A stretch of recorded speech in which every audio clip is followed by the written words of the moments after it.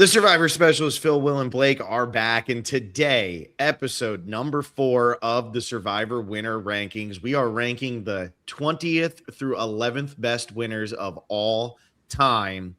And man, as Slimatone says right here, the Wilgorhythm will be felt in this episode. That is for sure. Will, you are going to be on the hot seat, buddy. I'm always on the hot seat. Bring the heat. If you can't handle the heat, get out the kitchen, okay?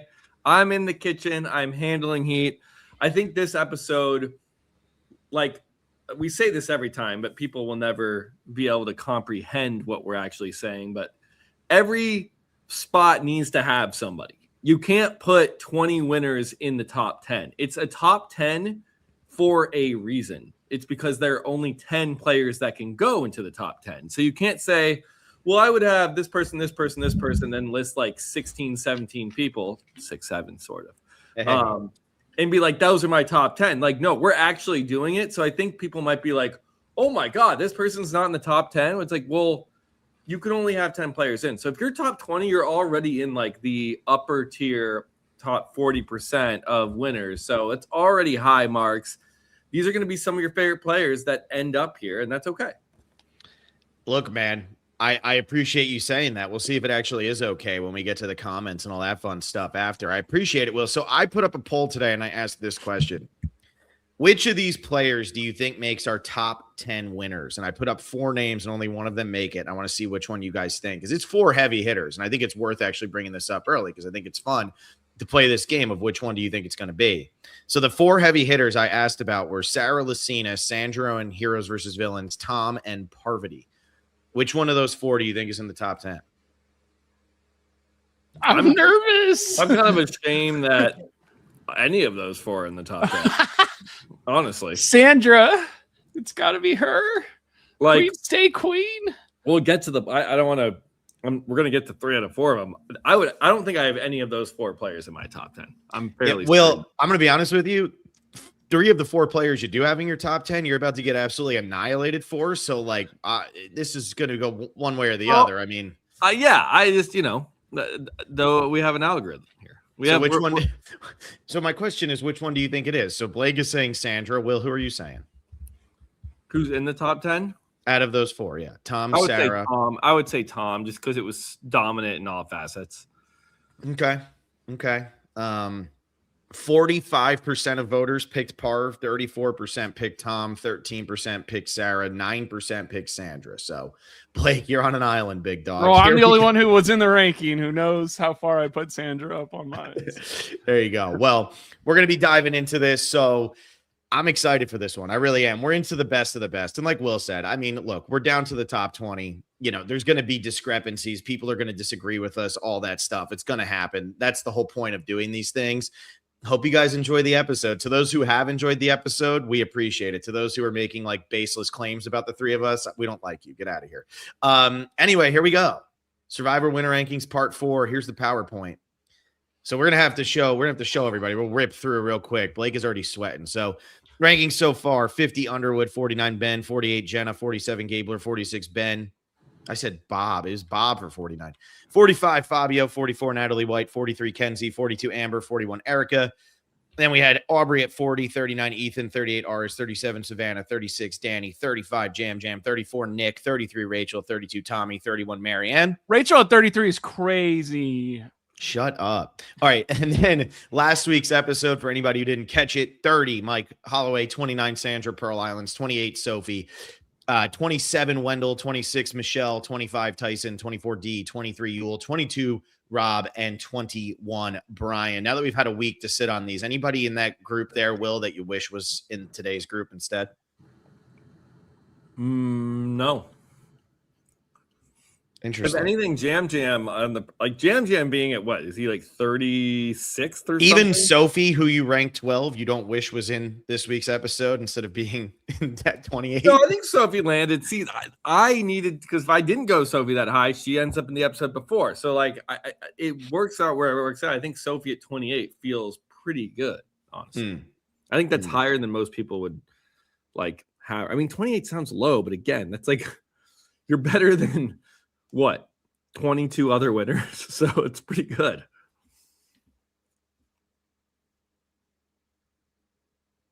Hello? Is Phil going to talk or? Dude, my thing froze. I don't know if it froze. Like, If what are you I doing? stop, Are you just standing? I'm not. All right, so Staring here's the thing, dude. Like, I'm not in my normal spot. If I'm like, if I look like I'm frozen, if I I'm thought not it saying was the will anything, gorilla keep talking. getting. No, the funny thing is though, Phil, you're like staring and moving around. I can tell you're not frozen. So I'm like, what are we doing? Well, so what's happening is my computer is in fact Okay. showing that I'm frozen. All So right. if I can't Now hear we your know. question, I didn't hear anything. That's why we practice these things. I think one thing that you need to know before you do this is we can't rate 20 winners in the top 10, so this is just what's going to happen. I don't get it. I don't get it. No, I don't know what not. Will said. Will, did you say something important or was it not important either? It was incredibly important, but that you missed it. Sorry. I missed it. I mean, I don't know what you want from me, man. Like, here we Not go. stare at me with those eyes after I talk and just let What me. a room reveal. I didn't hear you say a word, so like there's nothing I can do Phil's about it. just We got looking at me. we got to power through the podcast, guys, and you guys are just going to have to bear with me a little bit here. Let's carry each other, huh? Let's do that. That sounds nice. All right, let's get to number 20 then. And here we go with number 20. And Blake, you already know it, so, this was the one that everybody was giving us a hard time about last week. I don't get it. Because he listens when I talk too. He doesn't stare at me with those eyes. So here we go at number 20. We're starting off with Vecepia. This was a big deal last week. People were kind of going in on us, the fact that it was Brian behind Vecepia. Look at some of these other names. Rob, Yule, D, That's Tyson. right. People were feeling like, where is Vecepia? Where is Vecepia? And it was really hard for me not to say, guys, she's about to show up. And I always talk about this, but just to put this in perspective, the difference between Vecepia and Tyson is 11 points, and Tyson was at 25. The same gap between 25 and 26. Like 25 and 26 is a 10-point gap. Vecepia all the way back to Tyson is an 11. So this is all kind of in the same tier. This just comes down to different places. What people feel is, I have her at 10. I mean, I know that people are going to think that that's crazy, but I have my reasons for it. Blake with the lowest at 26. Honestly, that's not a wide gap for Vecepia. I thought we'd have a wider gap where if I put her at 10, I thought somebody would be in the 30s. So I'm kind of happy that we all had her 26 or higher. This is like the first time I haven't had somebody the highest or the lowest. So I'm very like, this is crazy to me. But just to hop in, because I know you guys are the high-low guys. You'll defend or shit talk, whatever you want to do. Like, to me, her win's more impressive than Brian's, because I think Brian's win, like getting the numbers early and pagonging through a merge, like that was old school Survivor. Not that it's not impressive or anything, but like to me, that's less impressive than someone who was on the bottom, had to make sure they stayed in the mix, maybe win a challenge, maybe make a deal at Final 3 immunity during the challenge. Like, I think she just had an uphill battle, and she actively made decisions to keep herself in the game long enough and then strike when she needed to. And that to me is more impressive than Brian's win. I understand why they are back to back here. I had them ranked back to back in my ranking with Vecepia one spot ahead of Brian. So I actually I flipped on kind of where I generally had stood, but I feel like the reason why I ended up putting Vecepia in my top 10, and this is, maybe a little bit more of the importance, because obviously Vecepia is one of those hidden games, and I've talked a lot about if I don't see your game, I'm not really going to talk about it. But this was the first time that we ever saw a player actually overcome a deficit. And she is outnumbered 7-2 at the final 9. Like, it is her and Sean Rector. That is it. That is all that she has. Boston Rob starts to put the pieces together at final 10. He starts talking to Kathy, but ultimately isn't able to flip anybody. And it is 7-2. The Mata Amu bottom is outnumbered. There you go, Blake. That was for you. And so for me, to be able to overcome a 7-2 deficit in season 4. And I know that she is not the only one driving this, but she has Kathy is the one who probably should have won this season. I think that's generally the consensus here, but Kathy didn't win this season. Vecepia did. And Vecepia was sitting in the same position as Sean and the same position as Boston Rob. Boston Rob doesn't make the jury. Vecepia wins the season. And I just think that is so unbelievably impressive. She gets 2 votes against her the entire season. Again, outnumbered 7-2 at the final 9. This is the first time we ever saw an alliance in the minority overtaken Alliance in the majority. Every season up to this is just, hey, we have the numbers, goodbye, you don't exist anymore. And Vecepia is integral in all of this taking place. They really hide the fact that John Carroll is going to go at Final 9. They don't show the decision that is being made there between Vecepia, Sean, Nalia, Pascal, and Kathy. But ultimately, that decision is maybe the most important in the history of the show because people hated Thailand so much. And we needed this overthrow of power. And Vecepia does everything she's supposed to do. She gets to the end. She makes the move at the end where she makes the deal with Nalia that screws over Kathy. It's unbelievable. And there's Vecepia sitting in the top 10. So that's why I have her, as the winner of the season. So that's why I have her at number 10. And I'm really happy that she came in at 20. I think this is a perfect spot for her. I guess I'm supposed to be the one who's like, well, actually, but I do think it's something where it's an Did old he school. freeze there, Will? No. I just took a while to start. Sorry, Phil.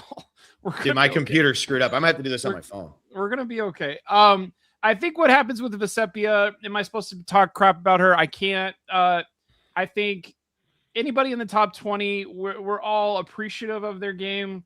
Whether they played 29 days or 39 days, who knows? Yeah, but you had her at 26th, Blake, so not your top 20. True. So here we go.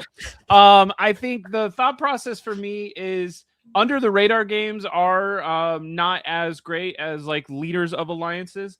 And it is, you can only play the game that you're on the beach to play. She could not become the leader of the Road to 4 because she wasn't on Road to. She wasn't in that group. But she picked them apart. She found out the way to get in those cracks, everything we said. And I think it's something where it's whenever you, if you dream of winning the World Series, you go, I want to hit a grand slam and win by 1 in the 9th inning. You don't go, I want to do a pitcher's duel 1-0, 9 innings of finger bite. Like, and Vecepia is winning like a pitcher duel version of whatchamacallit, of she doesn't have home runs. She doesn't have grand slam capability because her alliance is gone, but she figures out how to win anyway. I was going to go more with a pitching analogy, but we don't need to do analogy. I mean, also, like if you're like Garrett Cole, you'd love a 1-0 World Series victory in Game 7. So like, if you're a pitcher, you love pitcher. And I do think I like Sean Rector a lot. And it's something where Sean was like a good decoy for her. I wouldn't say Sean was doing a bunch of like moving and shaking for her, but it was cool. Like that is almost one of the first meat shields of like, okay, Vecepia, if they do go after her, if they do go after those two, it's always going to be Sean first, and then she'll have a way to maneuver afterwards. And so whenever he does go at 5, it's like, what am I going to do at 4 to make sure it doesn't happen to me? She gets a thought process instead of her getting blindsided first. So I think whenever you talk about like spacing, or when you talk about where you're at in a game, and make sure like you have, I should have drank more Dr. Pepper earlier.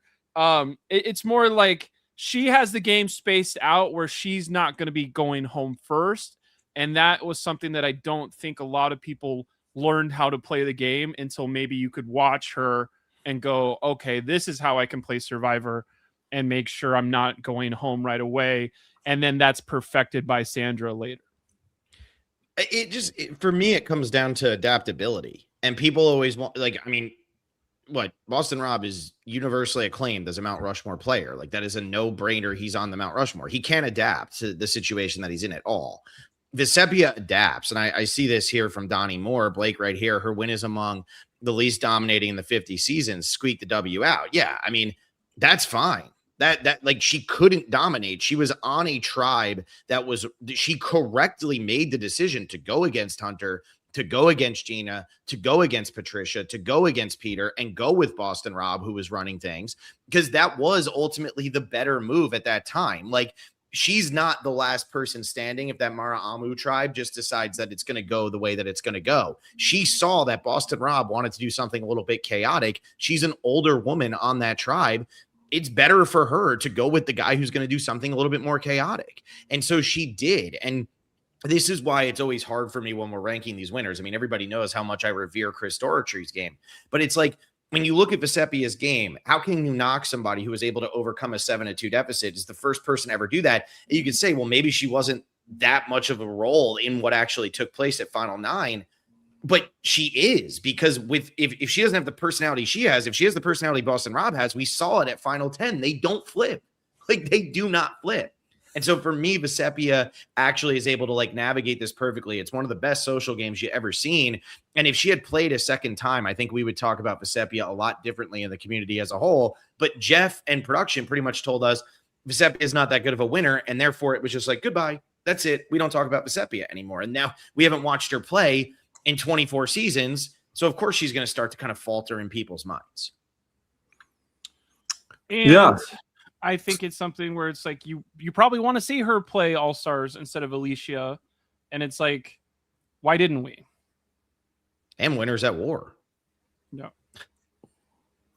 Well, what were you going to say? The algorithm was actually not that high on Vesepia, 36th for the algorithm, but I brought her up with 17. And then those even out for, I think, a 25 or a 24 or something. You had her at 24 ultimately on your record. Yeah, which is I think we're falling right in the right spot with that. I think as we get to the upper echelon of winners, something at least I cared about in my personal rankings, the winner algorithm that could not know this, but when someone played a version of the game for the first time that was like, oh wow, this is a new way to win Survivor. Like Survivor, there's no rule book on how to win. Like, obviously, you need to get more jury votes than your opponent at Final 2, at least when we started out. But there's no, like, this is how you get a jury vote. It's all dependent on the people you're playing with. It's not like Catan, where it's like, oh, a settlement's 1, a city is 2, longest road is 2. It's like, that's not, you can't play your Survivor game checking off a list of, like, how many points you get. It's always going to be different. And I think when you go out and play a game that hadn't been done, and obviously it was season 4, so like there's not a whole lot behind her, but we saw, like, I think this was like a more impressive win than Ethan's win, which Ethan was just kind of in the majority post-merge and like kind of just rode the numbers. Even like Brian after. I think Brian's great because he's dominant, but he did just ride the numbers. Rich came up with the idea of ride the numbers. Tina obviously was in the majority alliance there in Australia. So it's like, when you do something for the first time, I'm going to give you a little bit of more credit. And so the algorithm couldn't know that. The algorithm has no context of what order they play the scene. No, the algorithm is not at all. The algorithm is there to take our subjectivity out of it. It often takes the edit out. That's why Natalie White is higher. That's why Eric is higher. Like the things that it doesn't care about how many confessionals, how entertaining you are. It's going to look at your peer metrics. So. Yeah, for me also what's impressive about Vesepia, she has to do it twice. Like she's outnumbered 7-2, gets the 5-4, but is in the minority alliance of 3-2. You could argue she even has to do it 3 times because then at Final 3, she's technically in the minority there. Like Kathy and Nalia had already kind of made a deal, and Vesepia knew that she probably wasn't going to the end, and then Vesepia just pretty much dupes Kathy or pretty much tricks Nalia, however you want to look at it, to get herself into the Final 2. And like Vesepia constantly was playing against the numbers and was still able to pull it off. You know, it's very, very impressive. It's not the flashiest game. It's not the most exciting. She's not the biggest personality by any means. She gets overshadowed by a lot of people on her season, but she plays a really good game. And somebody had brought up earlier, and we definitely have to bring it up. Her luxury item was a notebook. And she essentially broke the game because with the notebook, she wrote down personal details about everybody throughout the entire game. And at Final Tribal Council, she was able to, or I think the one immunity challenge to even get to Final 3, she was able to win because she knew everything about everybody. But then she still knew everything about everybody at that Final Tribal Council, which when you're playing a social game is going to get you the win over Nalia, who didn't have as much details about the people she ultimately blindsided and pissed off. So that was also great. And maybe it doesn't feel like it's like the fairest thing, which is maybe why they don't allow notebooks to be brought on as luxury items anymore. But she used what she was allowed to her advantage, and it was perfect. I think one thing too, whenever you're immune at rocks, I don't think rocks should make you be negative because you are the one who can be like, I don't care. I'm immune. So her winning that Final 4 and setting off the first rock draw, I think is like that's pretty cool for her and should be a plus as well. Mm-hmm. Yeah, I mean, also she broke the rock draw. So wrong. Anyway, I agree with you. I don't think that should hurt her game at all because she wasn't impacted by it. It wasn't a luck factor for her at all. All All right, shall we move on to number 19? By the way, John, McKenna, and Will all had her at 24. Blake at 26. I had her at 10. So I was the only one higher on her than 24. She ends up at 20. I think 20 is a fair spot. I just personally believe that Vesepia's game belongs in the top 10, but that's just on me. We ready for 19?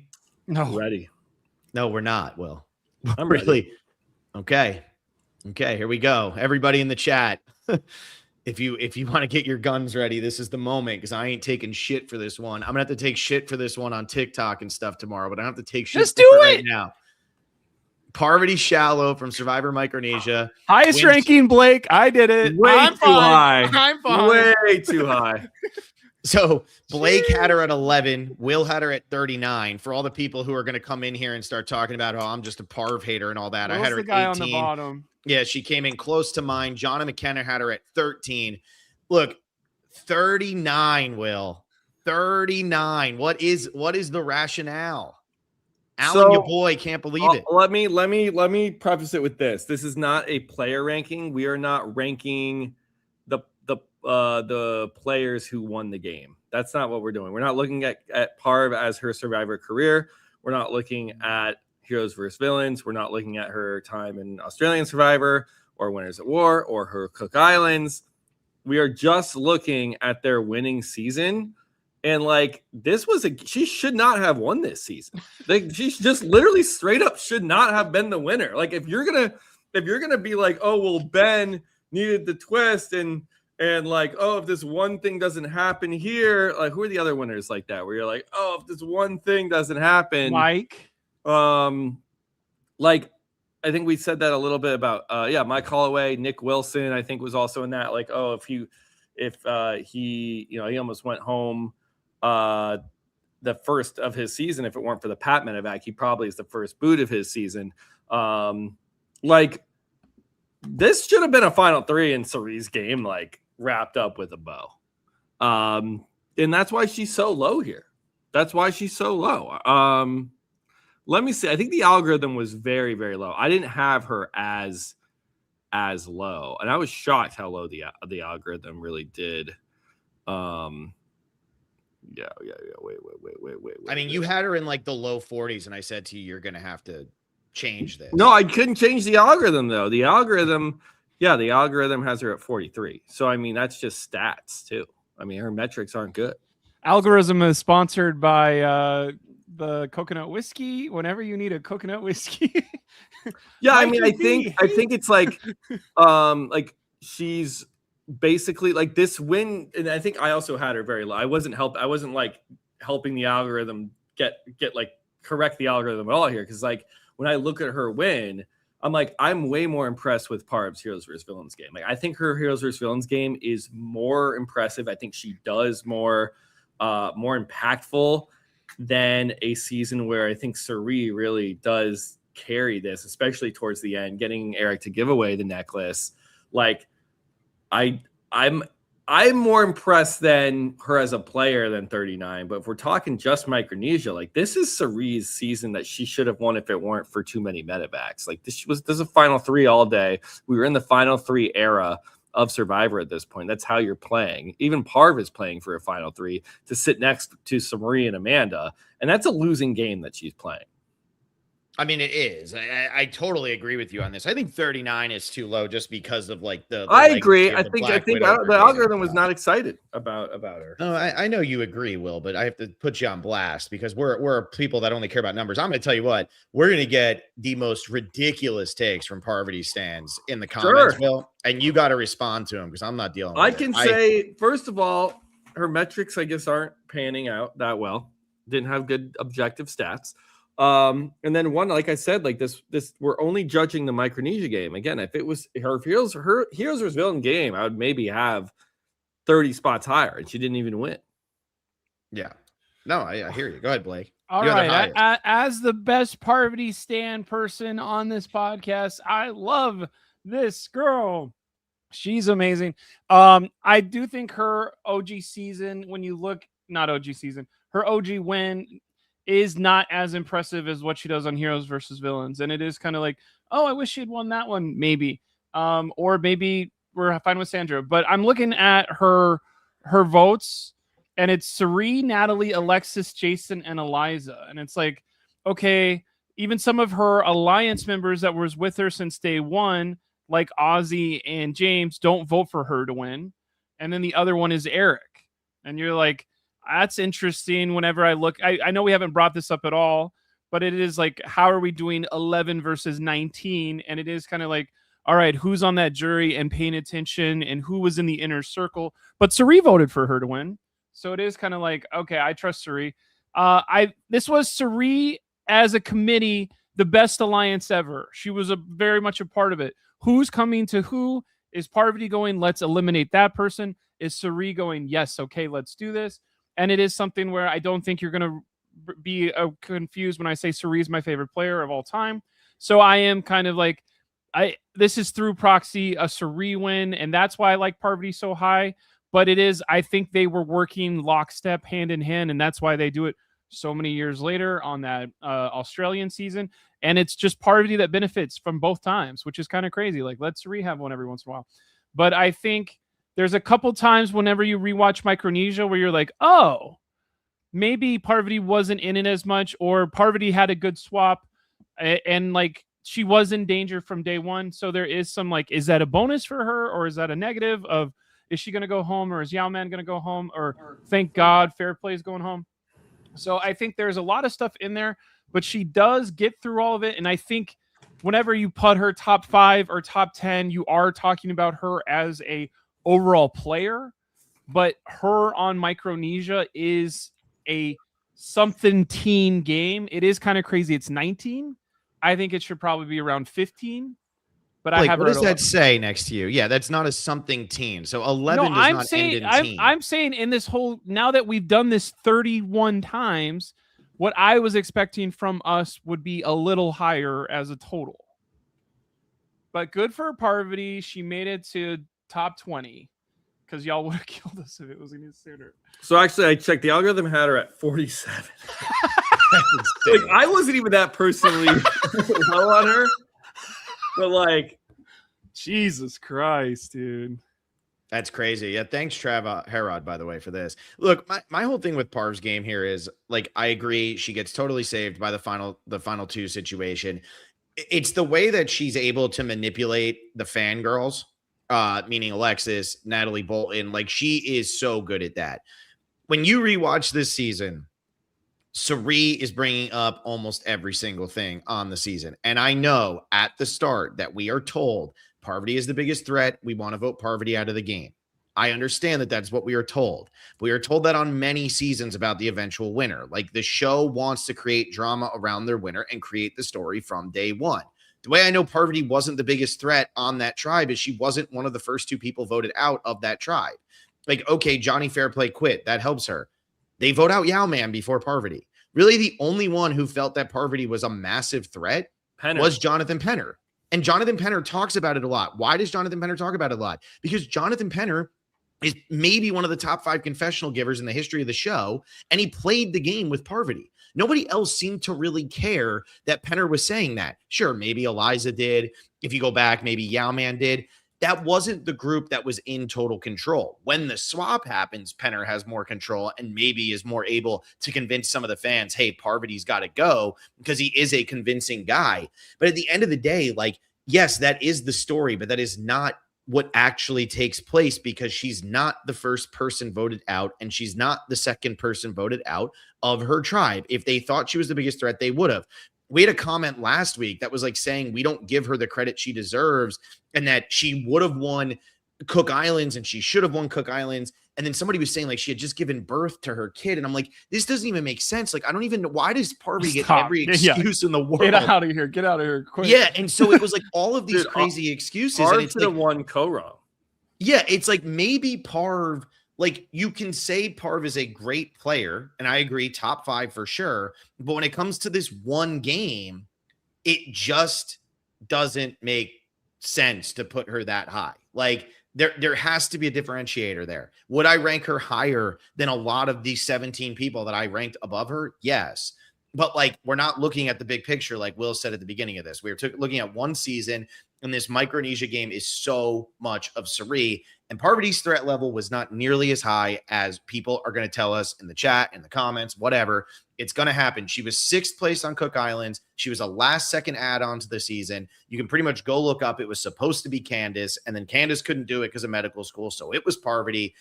Good for Parvati. She becomes a legend of the show, but at the end of the day, she's not beating Suri. And she didn't have that big of a threat level. And it's something, Will, you and I talk about this a lot. We will knock winners if they're coming back to play their 2nd or 3rd time and they don't have as big of a threat as other players on their season. And that's going to come up a lot in our rankings. If anybody wants to know, where did I rank her compared to Tyson? Like, I ranked her 5 spots higher than Tyson. You know, like, you can say Tyson played this dominant game. I know a lot of people give us a hard time for that, but like, I think that Tyson comes out his 3rd time. He's got an upper leg on people, and he's not the biggest threat out there. He's playing with multiple winners. That's, you know, that's what happens. To me, it doesn't matter how good of a game you play. If it's not your first time, it's not the same level as others. The algorithm respects first-time wins. This is not a first-time win. Yeah, trust me, Will. We know. Here's what the $2 was supposed to say. I thought Amanda was going to win at the time, and I do think there was some layer of that, of like, Amanda sucks at final tribals, and we don't know that if you're just walking into a final with her. You didn't know how bad she lost China right at the end. And this could be was Amanda going to win at the end, and then she can't own her own game. Yeah. And then Parvati's like, cool, yeah, I can't. Twist where it's like, yeah, the airing of the seasons. If China finishes airing before they go and film this season, Amanda might actually change her tribal council style and beat Parv. Yeah. That's why you put her at 39. That's it. There you go. Well, I like it. Look, I'm just saying, Will, be active on the comments tomorrow, because I just don't feel like the algorithm had her at 47. Yeah. That's Where was crazy. your personal? What was your personal before it was 47? Again, I'm dealing with some issues here, guys. It's very weird. Let me see. Either at 25. Oh, that's pretty good. Right in the middle. You know what's really funny about that, Blake? And Will, I know you're probably still talking, but I'm talking right now. Right? As soon as Will went to say it, for some reason his thing cuts for me, but Blake, I still see you fine. Like, I don't understand what is up with this. This is crazy. Would 25 still have been the lowest ranking? Yes. So I was lowest no matter what. So yeah.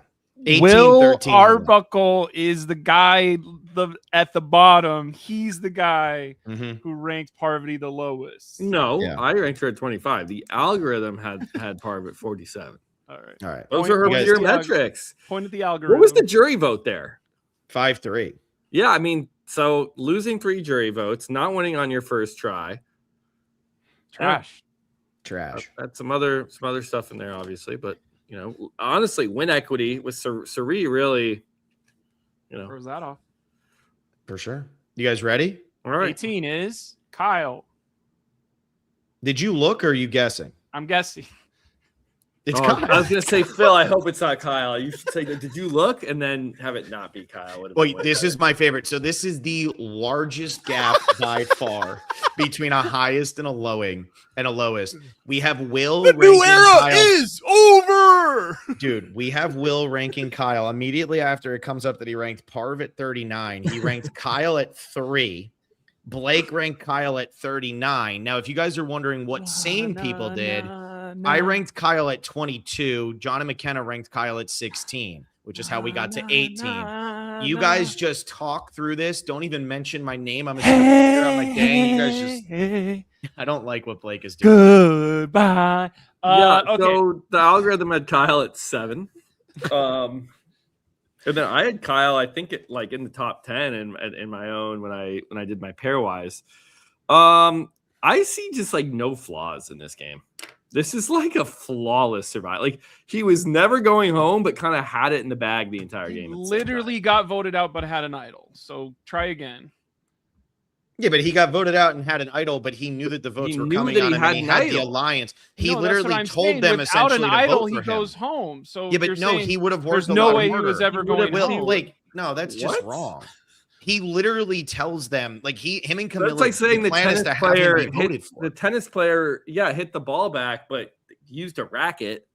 Like, that's not fair. It's a tool you can use, but he's a person who had to use a tool to prevent himself from going home. He knew He didn't that need to he use was his drawing social the game. votes so that he could play the idol and then knock out Thomas. Thank you, Alan. I'm not knocking. Oh Blake my god! knocking someone for playing I'm Idol knocking Boy. what Yeah, Will's it's saying actually is tough he to had know. no shot. Like at going home. he had the intel to know the votes. You know how many misplayed people going home with idols? Literally the season before, or like 2 seasons before in 46. What was it? 5 people went home with idols in their pockets. In a So row. he plays one right. I mean, this Kyle's game is like, I just don't know anything. I don't think he made like a single misstep. And also, what's really funny is flaws in this game. no, and Will, I'm kind of more in agreement with you. I mean, I ranked him at 22. I had him as the second highest New Era winner, right behind D. Like ultimately, I had D at 20. I have him at 22. I think What's he was really- my highest New Era winner. You think so? Well, actually, what's crazy is you do have a New Era higher than him. That's a joke, everybody. Please don't take that seriously. But Blake is over here talking shit. He had to do this. He had to do that. He literally has him as the 3rd highest New Era winner. Blake just doesn't want to put effort into doing math and just ranks them all so low. Now he's mad. There we go. That's all I wanted, guys. That was an easy troll. Okay. Yeah, that's Daryl Seymour is saying exactly what Will and I were just saying. Kyle's plan was for them to vote for him. Like he baited them into that so he could get rid of Thomas. Yeah, who was like the only other threat to like Kyle he just took Joe and Eva and then like put the Shaheen move to get Joe to turn on Shaheen. I guess you could argue, oh, he had to make fire against Camilla, but like, I don't know. I feel like he had that too. Against Camilla. Wait, did he not? No. Oh, I forget what happened. Right? He doesn't make fire against Camilla, does he? Was it Joe? Oh, maybe he does make fire against Camilla. I don't remember this season at all, guys. I hate this season.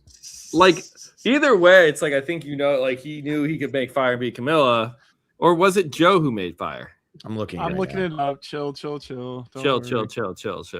No, Kyle wins, and then Eva makes fire against Camilla. Because remember, Joe is teaching Eva how to make the fire. Right. I mean, yeah, he even won. He didn't even need to make fire. Like this guy had like the most, just like he like had the easiest ride to just being like, yo, out of you 18 people or 18 of us, like I got this. Don't worry. Like it made the season so boring. That's how dominant of a like this is like Kim Spradling type stuff. It's a theme, guys, as we start getting into some of these seasons. Like we have like a mix of good seasons and really predictable, boring seasons. And Will coming in. I mean, Will, would you also rank Joe as your 3rd best 3rd place finisher? No. Damn. Which season? That's true. Oh, I like that. Oh, I like that. One thing I want to say, I have him as my 3rd highest ranked New Era person. It is okay. We saw him defeat everybody, but it was kind of he's aligned with basically the 3 smart people. I'm not gonna be that crazy about it, but like Camilla is the person he needs to align with and stick with because she's the one who could outmaneuver him. And it's like, no, we're partners from the very beginning. That's pretty smart. And then who else can beat him in this whatchamacallit merge? And you look at the merge and they're like, there's not a lot of geniuses. It's like, do we even put Shaheen in that? Or it's like Shaheen's an ego that we need to appease, and he does that correctly. Mitch is somebody that like, oh, we got to kind of reconnect with him and think he's with us, and that's gonna go nowhere. Star might make a move, bro. Right. And so he does all that right.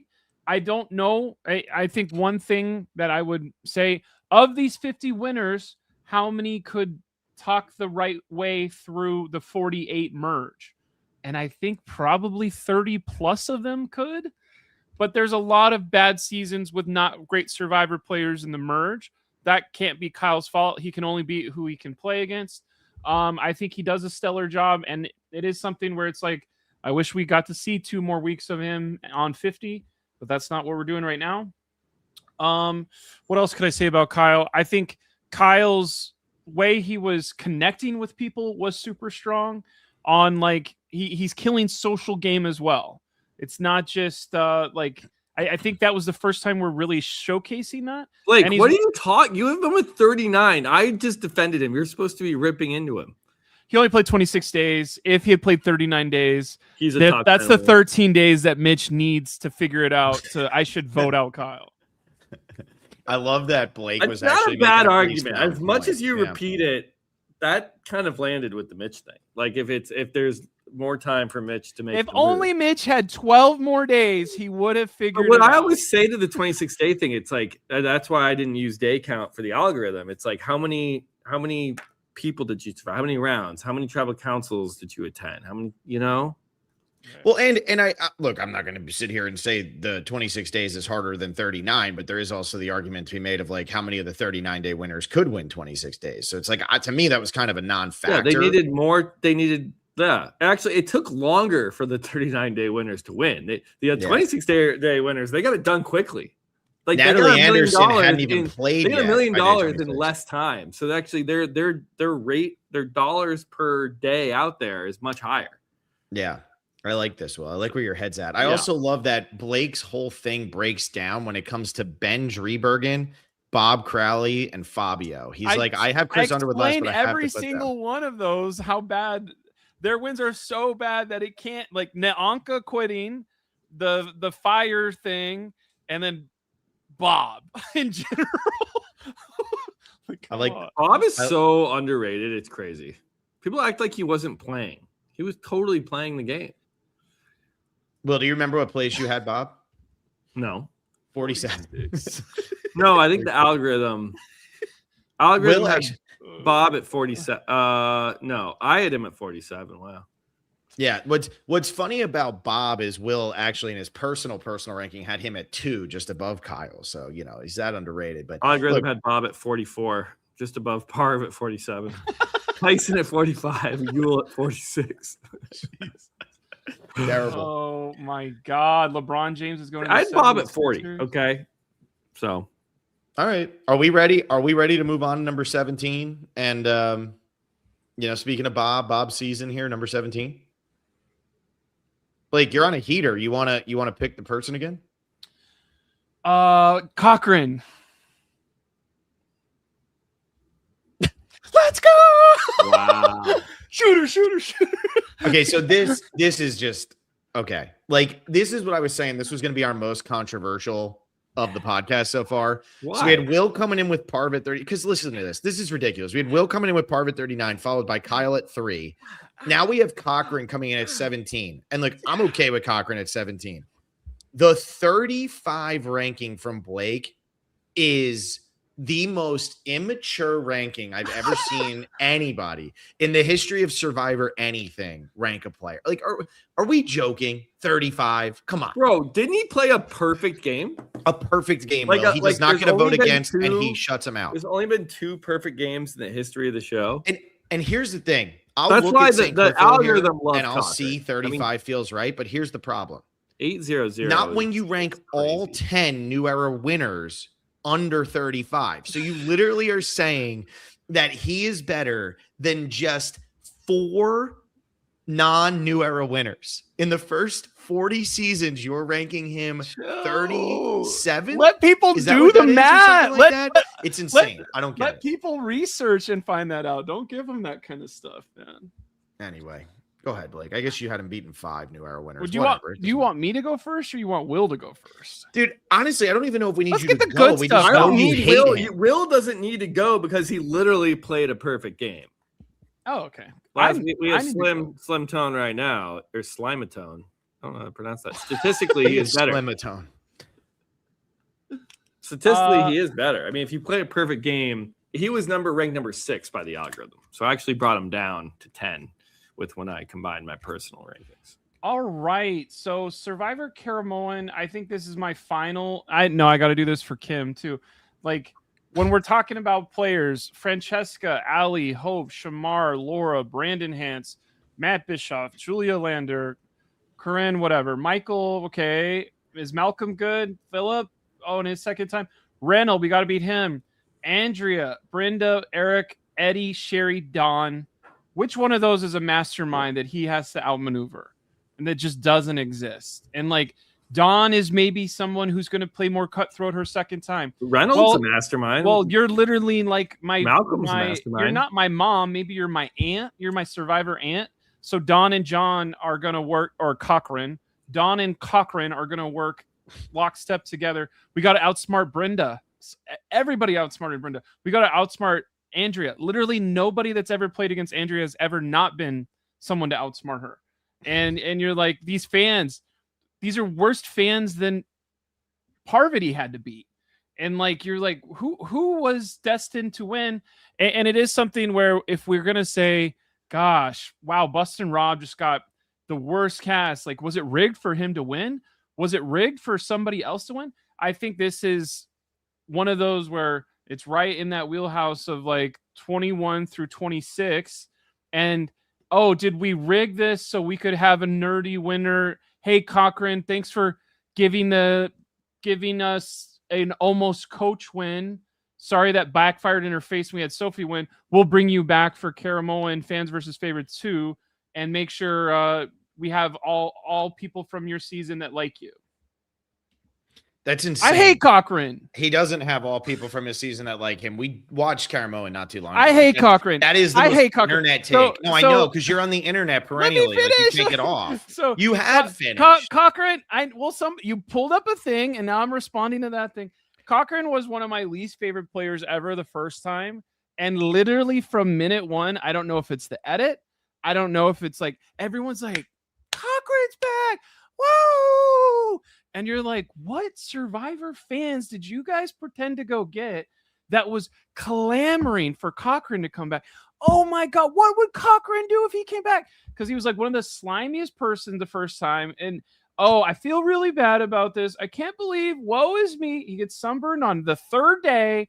And everybody's like, it's okay, Cochran. Let me know if you need some water. When everybody else would just vote his ass out right away. There's nobody with a brain. There's nobody with a killer instinct.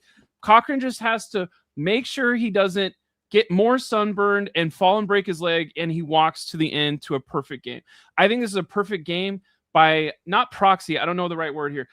Perfect game by, hey, we really like you and you're a great guy. Not by, he played Survivor harder than anyone else in the history of the game. Enough. Let me ask you a question. I'm asking. Do you think Malcolm is a better player than Cochran? No. Okay. Do you think Corinne is a better player than Cochran? No. Do you think Reynolds is a better player than Cochran? No. Okay. All right. Yeah. So I guess he just had nobody around him. I mean, you are like, to me, like, I have Cochran ranked at 19. I bumped him down a little bit because Cochran is playing his second time and he is playing against a weak cast. Sure. Okay. I get that. The other stuff is insane. The other stuff is literally, and I'm sorry, like I'm not like, it's not personal, it's just business, but it has to go here. The whole nonsense of Cochran just was thrown on a cast with all his friends is bullshit. It's literally not real. The internet, Survivor Sucks was like, one person went in, username was probably like dumbass idiot. And it was like, hi guys, Cochran's playing with all his friends. And then everybody in the internet was like, wow, he played with all his friends. Do you think Cochran is friends with Philip Shepard and Brandon Hans and any of the other people on that fan tribe? He's not friends with Andrea coming into this. Like, he's not friends with them. Sure, he's friends with Dawn. Who cares? He had also backstabbed Dawn. So this whole thing of this is a perfect game by proxy, this just is a perfect game because nobody else played a perfect game on the season. So like, so every other player on this season, not only are they bad at Survivor, they're among the worst to ever play, which just isn't true for Malcolm. It's not true for Brenda. And it's also not true for Reynolds. Look, there's a lot of bad players on this season, but there's enough people who kind of know what's going on that to just throw him down there and say it's because it was a victory lap for Cochran. It was rigged because things blew up in his face on South Pacific. Like, that's insane. And if you're going to talk about weak casts, I'm not going to reveal where you have Kim ranked, and I'm not going to reveal where you have Earl ranked because I want to save that for later. But you have Kim and Earl ranked way higher than you have Cochran. So it clearly doesn't bother you there. I think, I don't know what it is, but there's something about that smiling man right there that just bothers you so much that you can't see past it. And ranking him at 35, I just think it's bad. I only am at 19, but I just think 35 is crazy. I'm happy he comes in at 17. I think that's fair. And also, though, last part of the argument that I just have to punch you with, saying, who are these fans? Dude, Cochran was one of the most popular players of all time when he played. People love Cochran. Again, you have to leave the internet sometimes. People love Cochran. If you go to these events and you bring up Cochran's name, everybody knows who Cochran is. You can bring up about 30 to 35 other winners on this list who people aren't going to remember. Like, that is a real thing. Like, we're diehards, but casual people absolutely love Cochran. He was the exact archetype they wanted. They all saw themselves and their kids and whatever in him. He was one of the only favorites on that favorites tribe. So that's my piece about it. And yes, Daryl Seymour says Earl and Kim's games are way, way, way better than Cochran's. Yes, I agree. But based on the arguments that Blake is making, it doesn't seem like they should be as high as Blake has them. I feel like Kim and Cochran's games aren't that dissimilar. And you could argue that Cochran's cast is actually more competitive.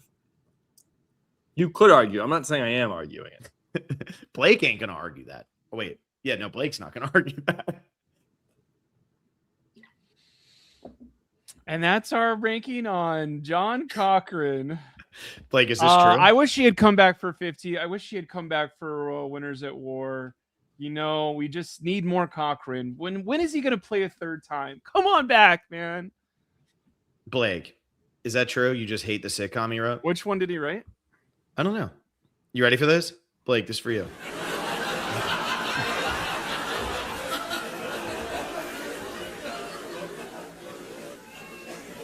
Don't know how to turn it off. That's not good. All right. Yeah, there we go. Okay, I figured it out. That was for you, Blake. All right. Anyway, Blake, 35. Have him here at 17, guys. It's just going to get worse. The Millers? Here we go. W ranking on par. Thank you. Respect. Game respects game. I mean, I feel like no matter what you rank, no matter what you love, you have your like, except for like, there's some people that are like, I hate LeBron James. I hate Michael Jordan. Like, he could be the best basketball player ever, but I grew up in Utah and I thought John Stockton was the coolest. Like, if you rank Michael Jordan or LeBron James as the 35th best NBA player of all time, you're just wrong. It doesn't matter. Like, you're just wrong. Like, and I'm not even, 19. I'm not even a Cochran stan here, man. This is just, you guys ready for it to get worse? Will, are you ready for this one? Yeah. It's just going to keep getting worse. Who you got, Blake? Actually, give me 1 second. Adam Klein. So you did look at it. That's great. No. I love this for Adam. I'm just putting what are my worst ones? I'm guessing my worst one every time. Guys, so we have Adam coming in here at 16. Adam is even commenting on our Instagram and TikTok saying he thinks he's getting the benefit of best friend this or something. Like, I can tell you. Will, you ranked him at 8. Well, the algorithm, let's see. The algorithm had Adam at 5. That's no bias at all. So that's just bad algorithm. Your algorithm literally doesn't make sense because Adam goes against like almost everything you say in your algorithm. Vulnerable post-merge tribals 10, which is extremely high. His final 6 win equity is 5, which I think is fair. Because he's losing to David for sure. And Jay. That's why Brett. He basically, I gave him 2 points for Ken, 2 points for Hannah, and a half point for Brett because I was a toss-up. He won in his first try. He got every single jury vote, so that's big. Huge. Hannah and Ken. That's what do you mean, Hannah and Ken? He went to 12 tribals. 3 tribal immunity wins. That's a great. That's how did you rank him lower than me, Phil? Because I put Adam, I think Adam deserved to be at 25. We just watched Millennials versus Gen X. I don't think he has that much control over that game for the majority of the game. I think he plays a solid game. I think he plays a good game for sure. Like, I put him in the top half. I'm fine with him being ranked at 16. I just think that, if you actually watch that season, he's going to Rocks at final 10. I think that's crazy. Ultimately, it works out for him, but he's going to Rocks at final 10. he doesn't have control at all on the original Millennials Beach. He really benefits from being put into the swing position with Ken and Jessica.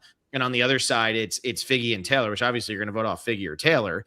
And then, he kind of works his way in, but he's never the one that's really driving everything on that season. I also I'm sorry, but after rewatching that season, I get that he wins 10-0 against Hannah and Ken, but every other person on that season was going to win 10-0 against Hannah and Ken. And that's where I always come back to, I think it's, can you beat anybody on any day? And that's where I rank it. Like Todd Herzog beats anybody on his season. And that's why I rank him so high.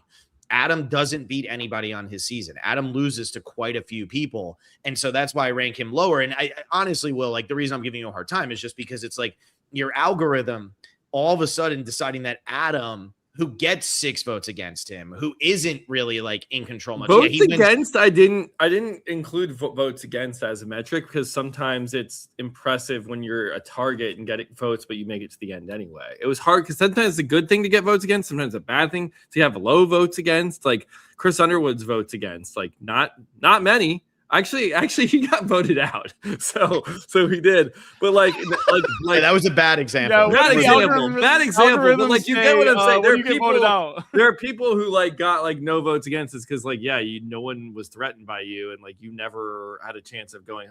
There was just not a way to fairly be a vote against is a positive or a negative. So I omitted it from the algorithm. Obviously, it's the 10 jury votes doing a lot of the work here. First time playing, doing a lot of the work here. And yeah, I mean, he still played a good overall game, won enough challenges pre-merge. He was also vulnerable at a lot of tribal councils. And if you're vulnerable at a lot of tribal councils, plus getting 100% jury votes, that's what I think is Adam's kind of shining part of his win. That his threat level was so perfectly calibrated to where he was never the target at all, but then despite getting to an end with a final 3, Parv, he wins 10-0-0. So it's was he a threat or wasn't he? And I think that's the art of modern day Survivor, maybe even new, in the new era, even more true. But in the 30s, in the 40s, if you are too threatening, you're going to get voted out. If you're not threatening enough, you can't get jury votes. What do you have to do? You do exactly what Adam did, which is get all 10 jury votes while never really being someone that's considered to be too big of a threat. So I find that to be quite impressive. And Adam's a great guy and one of my best friends. I mean, of course. The algorithm didn't know that. Yeah, I'm sure it didn't. Anyway, that's how Will actually built the algorithm, was how can I get Adam into the top? Put Adam at number 6 and let's work our metrics backwards. Look, and I know people are saying it shocked me he got 10 votes, all of that. Hannah and Ken played games that nobody were interested in. And I know people are saying somebody had a comment here about his final 5 move, Jim Leahy Trailer Park. Adam's final 5 round got to be one of the worst gameplay rounds by a winner. He could have easily saved Brett with the idol while eliminating David on his own. Instead, he wasted another idol. That's because what Hannah did in that moment was so illogical. There was no way that Adam ever thought, as a huge fan and knowing Hannah was also a huge fan, he never thought that Hannah would be willing to take David to Final 4 because David was so clearly the biggest threat in that moment. Yeah, that's on so Hannah. Yeah, that's not maybe he should have played it for Brett, but he's also concerned that he's actually getting the other 2 votes. So, all right, no, he had the immunity. So what happened there? Did he have immunity? Who won him? No, Ken won immunity, right? Yeah. Mm-hmm. Anyway, Ken always wins immunity. Yeah, Brett versus Adam is actually, Alan, your boy says it's a close vote. So that's the one where I think it's half and half, but he loses to Jay and David for sure. Look, I have Adam at 25. I love Adam. Of course I want Adam here. Everybody reach out to Adam to help yourself get cast on Survivor. Just don't say anything about it. But that's just how I feel about it is top 25. Yeah, for sure. Actually, Blake, you came in here at 22 and John and McKenna came in at 21. So we were all kind of in the same ballpark. And then Will just really bumped him up with the 8. And that is why he's higher than a lot of these people behind him. If Will had ranked him closer to where we had him in the 20s. Well, let's see. Where did I put him in my, I had him at 18 in my personal. The algorithm is algorithm. No, algorithm had him at 6. That's crazy. And then I had him at 18. I think why Millennials versus Gen X is such a fun season to watch, where there's a lot of whoever's on top at the beginning gets toppled over, and there's a lot of Are these people going to make to the end? Everything that's fun about that is why Adam isn't higher of like it's impossible to control this game for very long, because anybody that does have control or shows that they have control or says that they have control goes home pretty much the next tribal afterwards. And Adam is like, is this Trustbuster or what is this one? You can't be the nail that sticks up, because if the nail that sticks up gets hammered down, that's the phrase. But there's also the phrase, the squeaky wheel gets the grease. And so Survivor, what it really is you got to be a squeaky wheel at Final Tribal without being a nail that's sticking. Have grease in your own pocket. No, you just need to. You need to be a squeaky wheel at the right time. That's Adam. Squeaky wheel. He got. If you guys want to know the actual, you got 10 jury votes of grease, baby. If you guys want to know the actual scientific reason why I put Adam at 25, it's because I always tell Adam that I rank Michelle one spot higher than him, and I couldn't come up with a reason to put Michelle higher than 24. So Adam comes in at 25. But honestly, 25 is, I think, like the spot. 16 is fine. I mean, I think Adam deserves a lot more credit for his win than people give him. I think a lot of people think he lucked into it. He didn't luck into this by any means. Like, he was always thinking, go listen to the tell-all we did with him. And I'm not even saying that tell-all's the reason why, but go listen to it, because I think like Adam on his first time on a first time Adam Klein Survivor season, whenever he's first playing, I think he's making a deep run and has a shot to win almost every time he goes and plays. Yeah. Again, I always say the greatest thing about him is that he's like outwardly strategic and a super fan without being threatening somehow. It's like he's like the only player who's like Cochran, you'd be like, oh my God, he's a nerd. Or like Christian Hibicki, he's a nerd, be careful. Like, oh my gosh, he's big buff muscles threatening. Like, Adam's just like, oh yeah, you're playing really hard and you're totally strategic and you know this game inside and out. But yeah, I'm not going to worry about you. And yeah, I mean, Royal H, whatever here says, did he do rocks with an idol in his pocket or no? It's like, he did, which I don't think is a good move, but it ended up being they were on the wrong side of the numbers, and somehow he ended up still winning the game after that. But yeah, he did have the idol in his pocket at Final 10 when they did that. All right. You guys ready to get into the top 15? Should I try to go 4 for 4? Try to go 4 for 4. Yeah, I mean, go for it. Sarah Lucina. Wow. How will? Dude, he just keeps doing it. You called it again? He called it again. Sarah Lucina. He has the list. Oh, okay, shit. It's Natalie Anderson. There we go. Let's talk. All right. Natalie Anderson coming in here at number 15. San Juan del Sur beats Jacqueline and Missy. Jacqueline, who should have been on every season of Survivor with returning players since season 29. Oh, my God. Blake. 5? Blake with the highest at 5. Did you seriously just say, like, maybe 10 or 15 minutes ago that you ranked Cochran at 39th because of the quality of his cast? Is that like all of this cast had motivation to work together because they're related? Everybody on that cast, and Alec Christie, they are badasses at this game. John Rocker and whatever, what's her name? Julia. Yes. Yep. Yeah, Baylor and Missy for sure. Baylor, like the amount of people that started San Juan del Sur with having 0 chance. Like, let's go through it. Let's do this right now. How many people could not win San Juan del Sur when they stepped on the beach?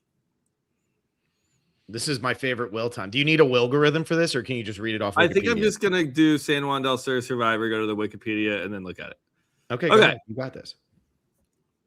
Nadia. She probably could have won. I mean, I don't think Val. I mean, we've seen someone very similar win the game. Literally, Jeremy. So I'd say Val. Wait, Val hang on. He's going. Blake. He's Val making up that she had 4 idols like that early. She's probably not ever winning a Survivor season. So Val can't win. John Rocker is never winning. Drew Christie's not winning. Kelly Wentworth, sure. I don't think Dale is ever winning. Dale is never winning. Julie McGee is never winning. Josh could win. Jeremy could win. Wes isn't winning. Reed could win. Alec Christie's certainly not winning. John Mish could win. Baylor's up for debate. Baylor is never winning. I don't think so either, but Baylor could be on a season with only her mom and she would still lose. Okay. So now you got to count Missy as one that could win. no. Baylor's never winning. Keith Nail, I honestly don't think is ever winning as much as we love him. And it has could have won this he got season. deep. Keith Nail could have won. I don't think so. Not If in that Natalie this era of loses Survivor. Final Four immunity to Wes win or not Wes, Keith wins this season. I think Jacqueline wins over Keith. No, I think Keith. Well, now you gotta that say whole Jacqueline jury can is dude. Yeah, Will. That whole. All right, jury fine. All is right, Keith. fine. Well, only one of Keith or Jacqueline can get the winning thing. So But Keith, it's also- Keith can win. Missy's not winning. Jacqueline's not. So that's 10. 10 out of what? 18? And here's the that's probably better than fans versus favorites too. And here's Let's the go. crazy Let's thing. go, No, but Blake. here's the crazy thing, Will. Based on what you're also saying here, these 10 out of 18, half of them could only win this season. So like Bob Crowley could win Survivor. Susie Smith could technically have won Survivor too if she could have opened her mouth at the right time. So like, yeah, like Keith Nail could win this season. Keith Nail can't win any other season. Francesca's not winning, I don't think, unless you want to argue she could. I mean, that'd be a good story. Rags to riches. All right, fine. Francesca could win. Allie's not winning. Hope's not winning. Actually, Allie and Hope could win. They're we don't know parting. them that well. They could have won. Jamar is definitely not winning. Laura could win. Brandon's not winning. Matt Bischoff can definitely win. Absolutely. Landauer is not. Wait. Sorry, I mixed You're up. on the wrong fingers here.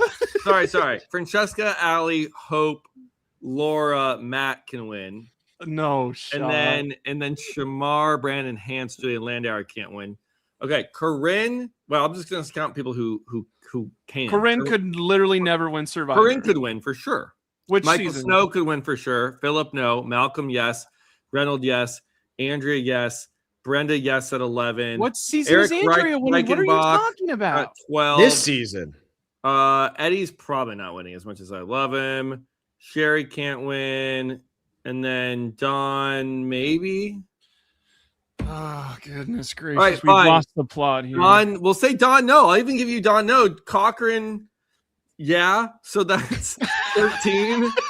13 people can win. So there was 7 people who couldn't on a 20-person cast versus we said what, like 10 people on an 18-person cast? I forget what the numbers are. Anyway, it's like at this it's point, Jack bad. Conroy says, might as well go through every season at this rate. We don't need to do Yes, that. But king the shit. point is to do this because, again, this is what I've been fighting against this Oh, entire somebody podcast. doesn't like Cochran. One I out of just want 1,000 people. I just want people to understand where I'm coming from right now because I need to have my time to talk, and this is all I want.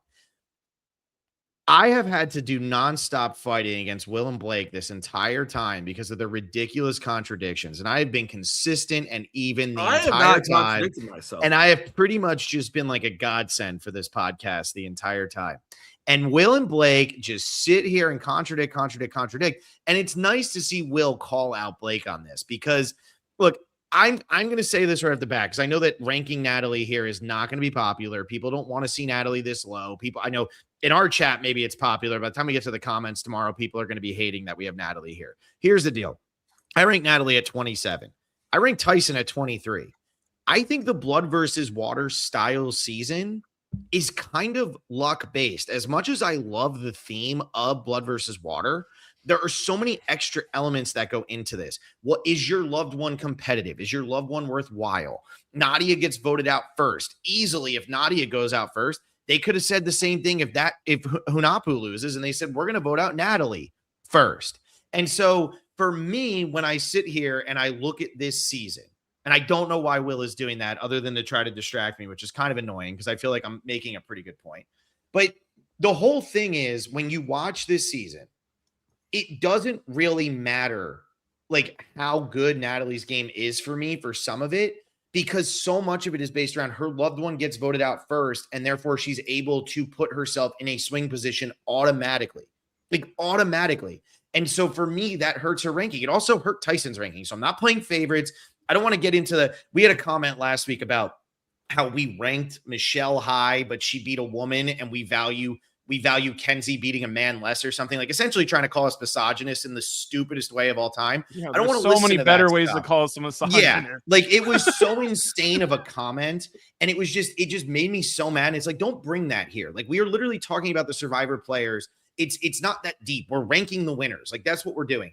And I don't want to hear the whole one like vote away from losing, and Michelle wasn't. Well, Like, and what are you here's my talking point about? though. I don't want to hear like, oh, you guys had Natalie here. Phil, why'd you do this with Natalie? To me, it's just this blood versus water style is so hard for me to just fully get behind somebody winning it and being amazing at the game. Because there are so many things that go into those seasons that are out of every other Survivor season. I still respect Natalie's game. Her moves from Final 7, Final 6, Final 5 are all amazing, but she doesn't start playing the game until Jeremy is out.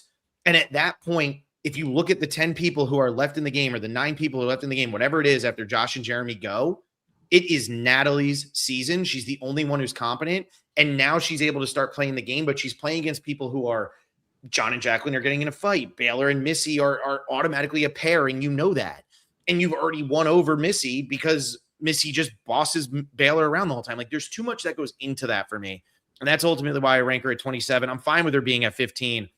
I just think other people going and like wanting Natalie to be a top 5 winner, or I know some people say she's the best. It's like, no, I think that's a massive exaggeration. I think it's solid, but I don't think Natalie could ever win another Survivor season. I know people will say, well, she got to the end at Winners at War. She's the first person voted out of the season. Like, I don't think Natalie can actually win another Survivor season.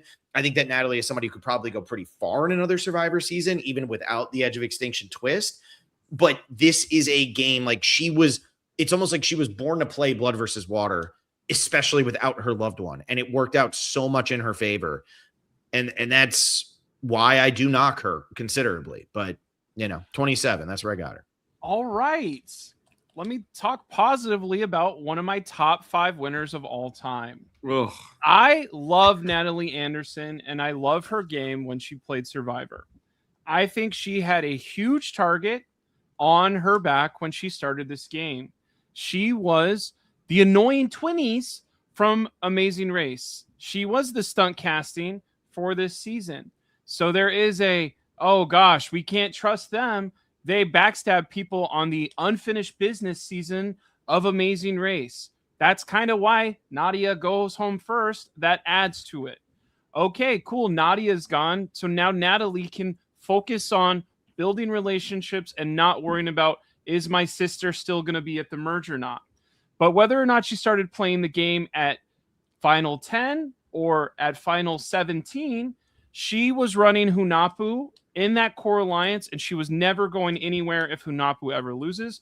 Hunapu is one of the strongest tribes of all time, in my opinion. They literally 4-0 Koyopa, and it is something where I think that matters because that gives her the ability to maneuver throughout the rest of the game because she can talk with John. She can talk with Missy. And, trust the loved ones are being like, trust them because I know them so well. That's how she gets in with Jacqueline. And I do know there's the thought process of, well, she has no one else to be with, so she's with us. Wait, her main alliance is with Jeremy. And whenever she sees Jeremy go, she goes, okay, I am going to do this for Jeremy. That's going to put me into another gear. Maybe she could have been just another person who had no idea what they're doing, but she locks in the gear thing. Cool. The actual thought process, I think she has one of the strongest, like, Final 8 to Final 7 on when she goes, oh, I didn't mean to vote out that Christie brother. My bad. And everyone believes her. Not a single person goes, I'm going to get her back for that. She deals with Reed. Jacqueline, did you vote for who I told you to vote for? And that's something where it's insane. When you look at this 5-2-1 vote, one of those is their daughter, one of those is their lover, and one of those is a gay man who's making sure that Missy. Oh, you do read the internet. Wow, did you read that verbatim from every tweet about that? Because that's insane. I wrote it in the first place. Yeah, you probably did. That's crazy. I like this. I get that you don't like Natalie, and that's fine. But I do like Natalie, and this is why I never said I don't like Natalie. I ranked her 27. Very impassionedly told us how much she should not be a top 5 and is your 27.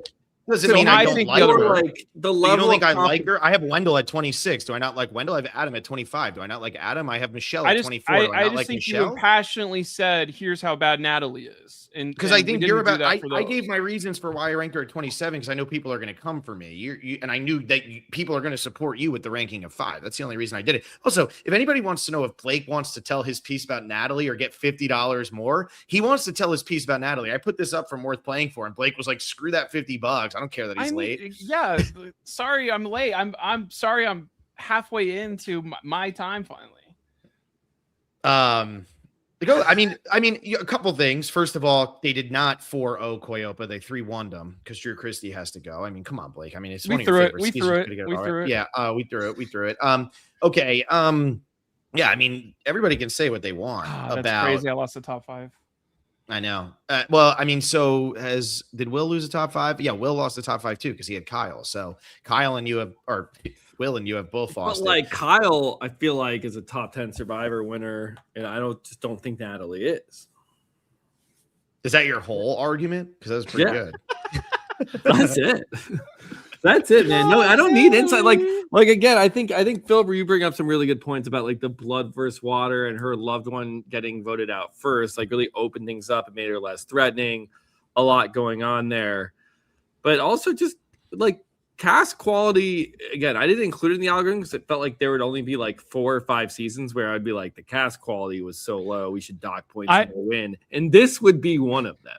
I'm down to do a ranking after this of rank all the casts from 1 through 50 of how smart their cast is when they start. We should do that at some. Maybe that's a fun off-season topic. Like, what was the best cast of terms of like loaded? Like, yeah, like people who could win that you'd be definitely like competitive cast. This is not one of them. Like, this is like one of the least competitive casts in the history of Survivor. All right. Who's number 14? I mean, well, thank you, Worth Playing For. You're awesome. Thanks for tuning in. Sorry you're late. Good thing is you can always listen back or watch back. Yeah. Maybe we should. All right, let's move on from Natalie. Let's move on from Natalie. All right, here we go. Earl. Denise. Oh, Denise brother. coming in at 14. Denise. Speaking of top 5s, Will comes in here with Denise at 5. John McKenna at 37. On It's Denise. crazy. I have no clue. Jeez. I have no words. Earth. Next time you see John Millsap, So kick here's him the in the deal. shin for this. Are they using an algorithm? Yo, here, She so was here's every the tribal deal. council. Will with Denise at 5. I have Denise at 15, and Blake has Denise at 18. This 37, if she is ranked 20 by them, Denise is 11th. Like, so still not top 10. There's a massive gap between 11 and 10, but still Denise 14. Well, why don't you go first on this one? Sure. Yeah, I think I kind of alluded to this earlier with the Vesepia thing. Like, if you're the first one to do the version of your win, I kind of respect it. Vesepia, maybe not so much because that was only the 4th season. So, like, if you're playing in the 4th season, you have a lot more types of games to play for the first time. But here we're in season 25. Wow, that took me way too long. Man, and I know 3 tribes really like this is she kind of set up like how you win in the 3 tribe season. Like, she literally like the Tika 3 should thank Denise for doing this and like proving that it can be done. But to go in with no numbers at the merge, and obviously that's helped because you're a swing position, but then to keep in the middle and kind of sway a little bit back and forth between, and then I mean going to every single tribal council. I know you want to win challenges, and I understand that winning challenges is good. You want to avoid tribal council, but like if Denise wins like one pre-merge mini challenge, like I probably wouldn't change her ranking like at all. Like, that's not what's doing it here. Doing it for what the hell? Phil just left. He's back. He's gone again. This is what's happening? You just can't keep going. No, to me, it's like I think the main knock against Denise's game, it could be like, okay, well, she went to the end with Malcolm, and gets the end with Malcolm at final 3. She loses. We don't know if that's necessarily true. I know Malcolm is super likable, but at that point, how old is he? 23, 24, and you have like a confident like sex therapist woman who's been like the leader of kind of every like that everyone can kind of rely on and count on. Like, I don't think it's a slam dunk that Malcolm would necessarily beat Denise. So she gets to the end. She's beating pretty much everybody outside of Malcolm. Phil, I'm curious what you think. Do you think Malcolm beats Denise? Like, I don't think it's as cut and dry as people think. I think a lot of people think Malcolm would win easily, but I made the argument of like 24-year-old. I heard the whole thing. Okay. Oh, okay. No, I was listening. I'm trying to figure out, guys. I don't know what is happening, and that's the problem. I was seeing if maybe the browser change would work, but then I'd have to do too much. But I heard the argument. I think that Denise versus Malcolm is closer than people think. I think Malcolm ultimately does win because Really? I think Pete votes for Malcolm. I think that you have more of like those younger people who I think would gravitate towards Malcolm. I Which think, would but I think ultimately like put him Abby over the votes top. for Denise. I feel like Abby votes for Denise. I don't think no. Abby hated Denise. Abby hated it. Denise Really? literally said that. Yeah, that is one where Denise said it's not the I feel language like, but I barrier. think like that's like She's just Nyanka awful. voting for Fabio, where they're in the game, they're just mean and angry, and then they are on the trade. They're like, all right, respect. Like, I give it to you. I can don't see think that. happens. I think you're. I don't think so. And then like whoever like Lisa or Scoopin is voting for Denise, whoever Malcolm's taking the spot of, I think she gets that vote. Yeah. I think Denise is somebody that is very interesting in the who cares what she does for Winners at War. I think she's very interesting in Survivor because usually you have to be extremely likable, or you have to be extremely in charge, or you have to be extremely lucky to win. And I don't think she's any of them. I think she is likable enough, but she gets in major fights with a lot of people. I think she's not lucky. She's literally going to every single tribal council, and she's never really in charge of anything. Like, yes, she's in charge of Metzing with Malcolm. She can maneuver where she is there, but like we have to go through Lisa and Scoopin as well. And it's something where I think she played so dominantly from the bottom, if that's even a thing, where it's very cool to see that. And if somebody could ever go, who do you want to emulate to win? Denise. That would be like, don't. Like, it's so much harder to win as Denise than any other Survivor win. I do think when people say, like, I want an alliance as strong as Malcolm and Denise, they don't realize how much work probably went into it. And it's something where it's like good for them that they never faltered on that, but they did need each other. And I think this is something where this isn't a knock against Denise's game, but when you're like, what would the fire making challenge be good for? Well, it kind of would have been cool to see one of these people, maybe Malcolm won immunity and Denise won fire, and then they had to do final tribal against each other. Who would have won? Like, that maybe that's one of the reasons that fire does get made like that eventually 10 seasons later. But it is something where, all right, Denise is the one who gets taken because Malcolm goes home and she wins it. And that's, you can't knock her for that. Yeah, I mean the thing with Denise's game and why I think it's crazy, John and McKenna are sitting here at 37 with Denise. Like, Denise goes to every tribal council. On that Singh, she drives all of that. Like, she is the person at final 3 of that tribe who is making the decision about whether Russell Swan or Malcolm are going home. That what she pulls on Russell Swan there is incredible social gameplay. Like, when she's sitting there and just having that conversation with him, getting them to open up so much, he really thinks he's safe. And I didn't have the idol anyway, but then she has to go to a tribe where it's 1 versus 6, and she's on the tribe that keeps losing. Now, I know that Dana ultimately ends up getting like the quit / medevac, but she still has to be able to work her way in. And then ultimately what I find to be even more impressive is she works her way in really well there, but then goes over to the Tandang tribe and is even able to work really well with them. Like, she is the reason that her and Malcolm get to Scoopin and Lisa first before Penner does. Penner thought it was already locked in. That's why Penner goes home at 7, and Denise continues through the game and is able to get to the end.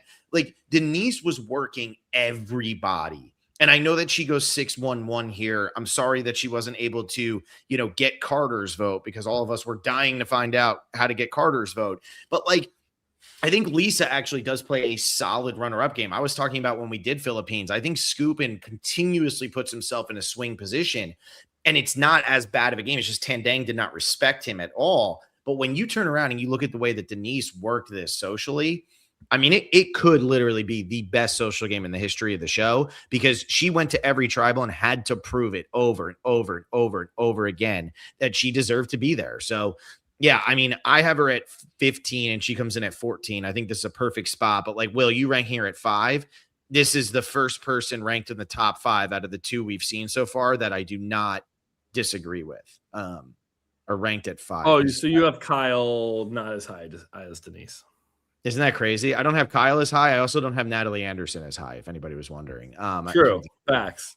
Yeah, I Yeah. mean, I don't know. I don't know what you want to say. Like, either you like Denise's game because she's the only winner to go to every single tribal council and make it through. And I think she wasn't just there. Like No. you said, Phil, like she was driving so many of those votes. She was the person sending the most people home in that season. So you could call it dominant in a way because she had a hand in every single person going home. I don't know. I haven't said this in 36 times that we've done this so far, but I also like when you look at her cast photo, you're like, she's not winning, and then it's like, oh shit, that was a monster. She's sharp. She's sharp, and then we have Daryl Seymour here. Denise had a killer social game too. I mean, she was straight up with people. Trusted Denise. They relied on her. It's like if she told you how she was voting, like she didn't make any like these huge like backstab or betrayal. She was just like straight up. Here's what I'm doing. This is the right play. This is our best move, and just waltz to the end of that game.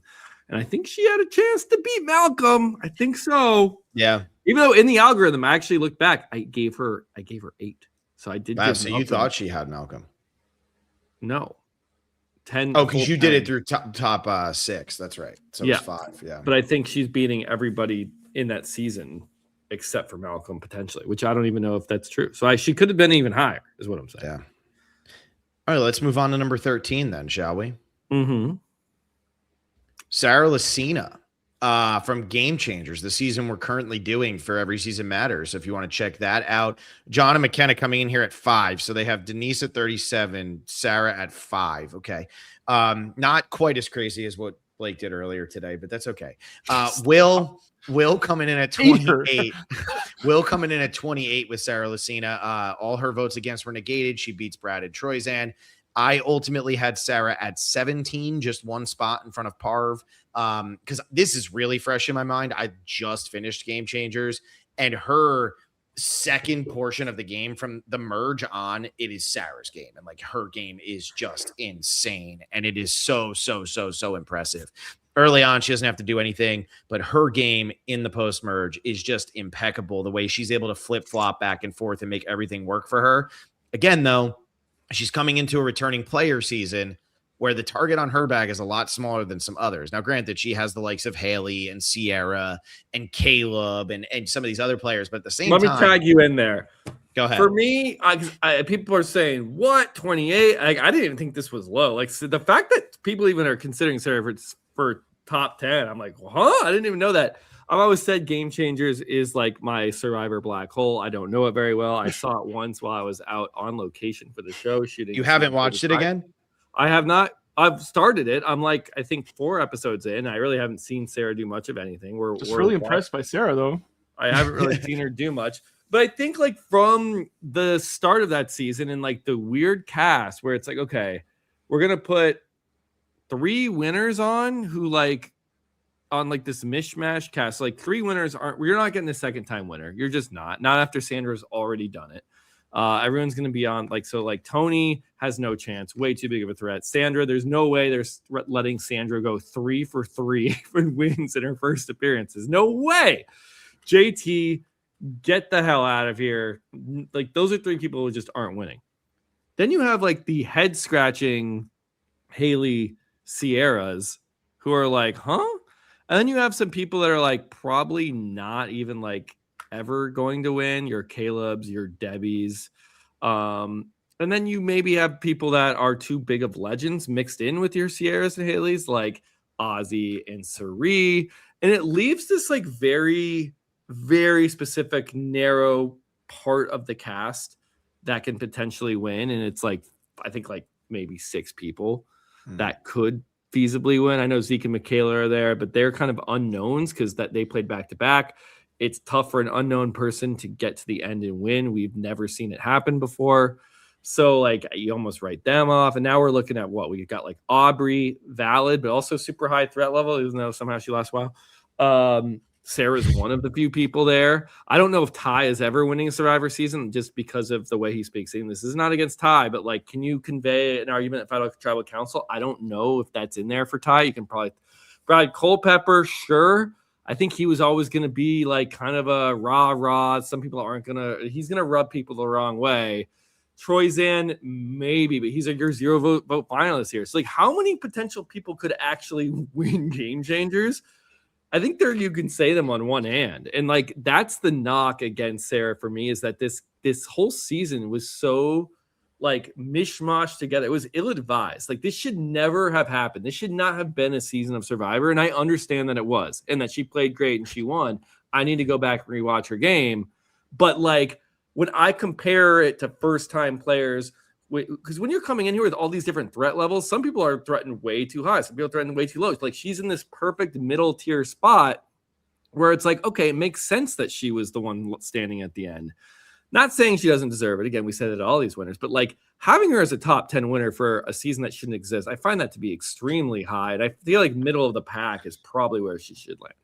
Yeah, I mean, I think 13 isn't a bad spot for Sarah, but I remember, I think if I'm not mistaken, it was Sarah versus Denise in the Dalton Ross bracket, and Denise won, and people were like shocked by that. It's like, no, like Sarah's game on Game Changers is cool, and it is really impressive, but I do think that like what Denise does tends to be viewed a little bit more positively than Sarah overall. I think Sarah's game is excellent, but Sarah also has more room to wiggle here. The reason why I ultimately put her one spot ahead of Parv, and why I ranked her like, you know, higher than some other people, you can let Blake back on the podcast now. Royal says, okay, Will's cooking. Will really wanted me to say that. The whole reason why I made sure that I put Sarah where I did, she is one of only 2 people to ever get the better of Cirie. Like, obviously get the better of Cirie. And what she pulls with the steal a vote and giving it to Cirie to make Cirie feel comfortable, and like Cirie not reading the fine print, and that ultimately being the reason why. No, and you, sure, Will, but like, come on, Cirie didn't get voted out. Dude. No, let me finish. Yeah, she got Cirie. Cirie got advantage getting down the season. Not sick. Okay, great, dude. Great. Because you remember 10. The season so well, and you've watched 4 episodes, which means you've really watched 2, which means we're never going to be able to podcast it. But the real truth is, it's not at final 6. That's where you don't even understand. It happens at final 7. No, Sarah and Cirie are working together, and Cirie thinks that, oh, she got this thing and now she's gonna be able to take control. Like she's played one over on Sarah. And in reality, she can't play it. She can't do anything with it. And Sarah knew that, but doesn't explicitly state that to Cirie, does it as a shine of confidence. And when Cirie tries to blindside Sarah, Sarah turns around and is like, no, that is not going to happen. I'm taking that back. And now I don't trust you, Cirie. And at that point, it's like, okay, great. She actually does trick Cirie, shows what Cirie is really all about, which I think people were ready to vote her out anyway. But it is that moment of like Cirie, who everybody's going to say is the greatest to never win. Sarah gets the absolute best of her in that moment. And Sarah's kind of setting this stuff up from like final 10, final 11 on. So yeah, I think Sarah does deserve that. And that's why I ranked her a spot higher than Parv, because Parv doesn't get the better of Cirie. She gets the better of production twists that lets her beat Cirie.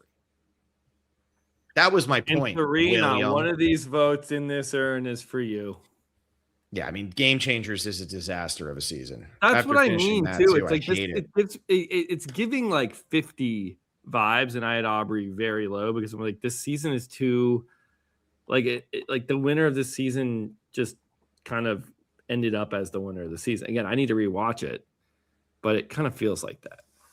Yeah. And the cast is just what are we doing? It doesn't feel like a fair playing field. It's a bad season. Will I rank it higher or lower than All Stars? Will, that's the question. Go ahead, Blake. It's interesting. She gets like 10th on Cagayan, then she gets 1st on her 2nd season, and then 4th on her 3rd. And you see her do some spin-off stuff. And I think she always had, whenever we're going to say Tony's first win, who could have beaten him? Is this cast? Sarah could have beaten him, and she gets outmaneuvered in Cagayan. And I think it's cool to see somebody like that come back and do the put up or shut up. So I don't really see her on the same level as Sierra Dawn Thomas or Haley, because I do think she got extremely cocky her first time, gets humbled, figures out how this works, and whether she is always going to be on the same season as Tony and can work with them or work with against them and then start from there. it is cool to see her evolve. And I think there's plenty of people that played a second time that say into a camera, I know what I did wrong and I'm changing. But hers is the most iconic of, I played too much like a cop. This time I'm playing like a criminal. I think why that is so not famous, but so like I remember that is because it kind of worked, and it kind of is like, yeah, we need someone to be cutthroat to win this season. Everybody that's not cutthroat goes home before Final Six, and then Final Six on is just cerise toast, and then let's get the rest.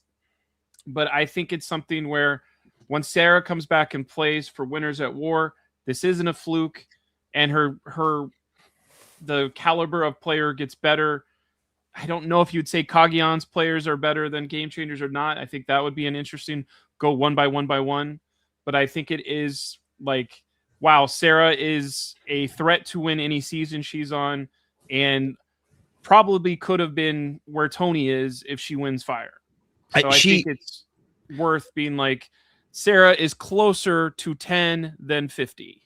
I think the thing with Sarah also is like, she gets duped so hard, and the maturity that changes in 3 years is pretty crazy for her. Like, she really does change. I feel like as a person, she's more okay. She realizes like her job isn't everything. And it feels like she was willing to just go out and play Survivor the second time. But again, this goes to the whole thing of like what happens and why we rank the second time winners a little bit lower, something that Will and I fully agree on. And we've talked about a lot. It's like, okay, cool. Her arc is awesome. And she came in with a better plan, but in the purest form of Survivor, she gets absolutely like cut at the knees. So it's like hard for me to know what to do with her on this second win. Cause yes, it's impressive, but it also takes her really like, it's not the full version of what Sarah is. So I don't know. She was my winner pick the first time. She was my winner pick the second time. I didn't make her my winner pick for Winners at War, but she comes in here at 13. So that's it. High. Final notes on Sarah, Will? No, I gotta see. It feels way too high, but that's just me. John and McKenna really helped this. So the next person we have, this is the lowest gap between the highest and lowest ranking for a player not in the top 10. Okay. So Earl. Okay. You better don't. Tom. Sandra. Tina. Wesson. I don't know. I think I finally got. No, I was a little bit off. Never mind. Yeah, you're never gonna get one exact, Blake. Maybe you do. I don't actually know if you do or not. I got Underwood at 50 is my only exact one so far. Yeah, we all got Underwood. This is one of those things where it's not working. Somebody tell me if Blake's talking. I am not talking, but now I am. Tina, okay. I think is somebody where just like we're gonna probably rank Rich in the top 10 if he's not 11. When people are doing this for the first time, it is impressive and worth not bumping them down. Like, oh, Tina never had to play an idol, but it is something where Colby was so dominant. How does Tina still win? It's because she's playing the social game and maneuvering herself and doing the stuff of how are we going to get past Oka. Oh God, this is so long ago. Okagor and Kucha. So how are we going to get past Kucha? It's like, well, God, she's on Ogakor, right? She is on Ogakor. Okay, yes. Thank God. How are we going to get past Kucha? Well, Varner has an extra vote. Here's how we're going to do it. We never thought we could. Wins a thing. Sticks with Colby. Colby could have been backstabbed, but we don't have to. We need to manage Jerry. There's all this stuff going on. Jerry thinks she's a bitch, but she's going to be fine. Amber, okay, what is Amber going to do? Amber, you're kind of like a cool daughter. I don't remember this is exact, but all of that stuff is in her social game and working well. And that's why she gets the 4-3. Let me go look at her votes real quick so I don't say anything crazy. It's also I'm just going to say, like, what I also find fascinating about Tina's ranking here is none of us actually ranked her 12 or higher, but she comes in here at number 12. I had her at 13. Will, you had her at 21. And then Blake, you had her at, where did you have her? You had her at 16. John and McKenna had her at 17. So we were all just like super, none of us were like passionately like, oh man, Tina's got to get that number one spot. Ranking. Nobody tanked her. Exactly. I mean, 21, I thought was pretty. I thought I was going to be middle to high out of the group on Tina. I did not think 21 would be the lowest for Tina. I really like Tina's game. I think it's just like did, you know, how I appreciate probably Vecepia maybe more. I don't know if I do. That'd be interesting. But like, yeah, she got the numbers at the merge. A lot of that was her doing, though, at least with the Jeff Farner. You know, this was off camera. This changed reality for everyone. They weren't recording, and they said, who was it? Who did X vote for? Oh, Jeff. That was the previous votes. Yeah, Kimmy tells them. Yep. Tiebreaker. She also played 42 days. So yeah, she's Blake's number one overall. She also got Keith's vote to win, which I think is very like that is the difference of like who is going to split. Okay, sure, it's 3-3 everywhere else, but Keith has been with us this whole time.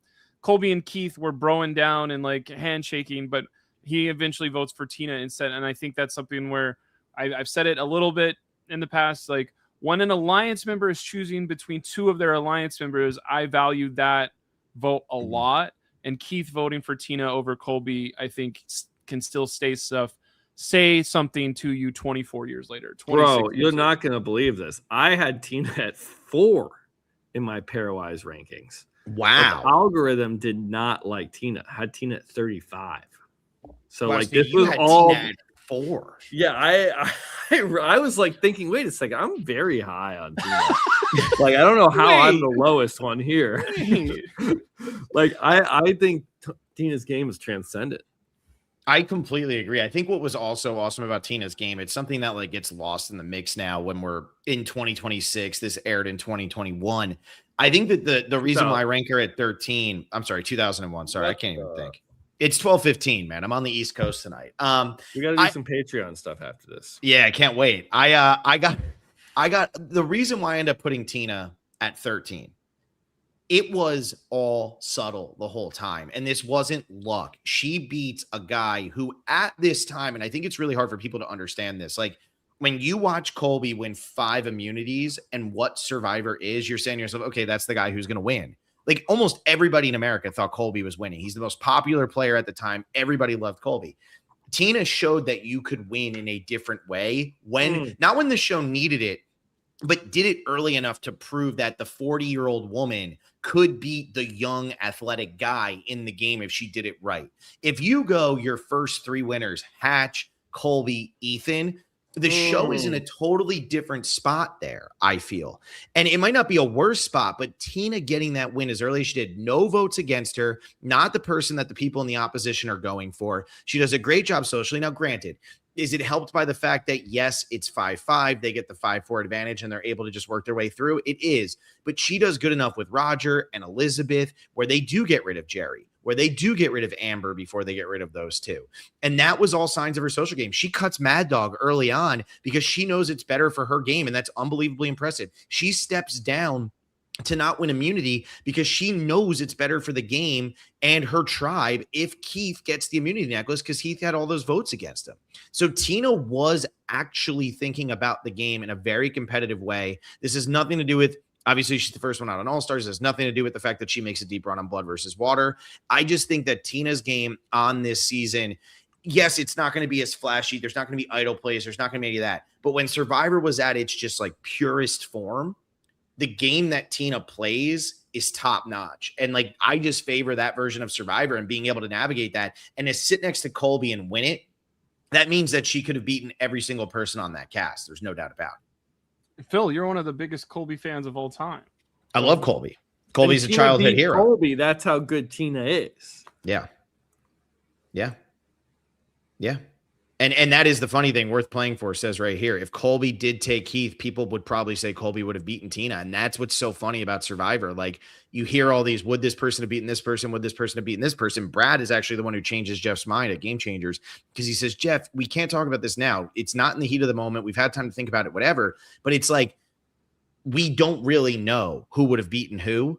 So when somebody like Tina actually sits next to Colby, I think Colby would have beaten Keith, though. I'm shocking. Sure.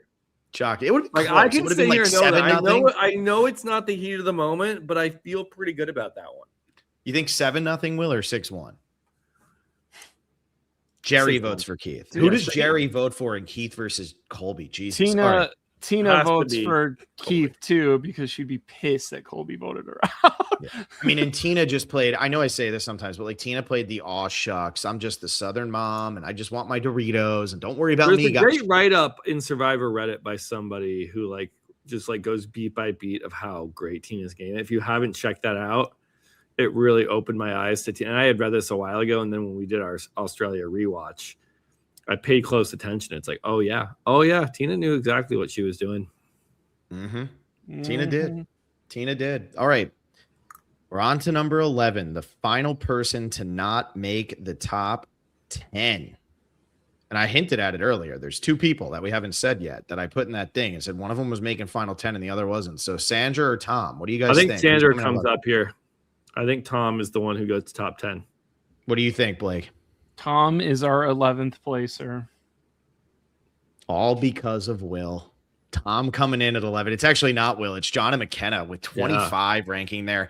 Tom Westman comes in at 11. I have him ranked 5. So we all lost our 5th placers today, which is really, really funny that just happened to all of us just accidentally. Will lost 4 of his top 10 in this episode, I believe. Tough night. But Tom Westman comes in here at number 11. Look, I'll go first on this because this is my number one. Like this is like one of my big gripes. Like I only had him at 5, but the difference between 5 and 11 here, I think is crazy. I think that Tom's game goes undervalued because of how absolutely unbelievably dominant it is. It almost gets taken for granted. I know I talk about this all the time in the pre-merge. I'm not going to fault you for winning immunities, but when it comes to this situation as well, like Michelle and Korong, she's not the reason her tribe is winning. Tom is literally leading this tribe in every single moment of the season. He is the one making the decisions about who's going to sit out and who's going to play. He's the one who's providing for the tribe.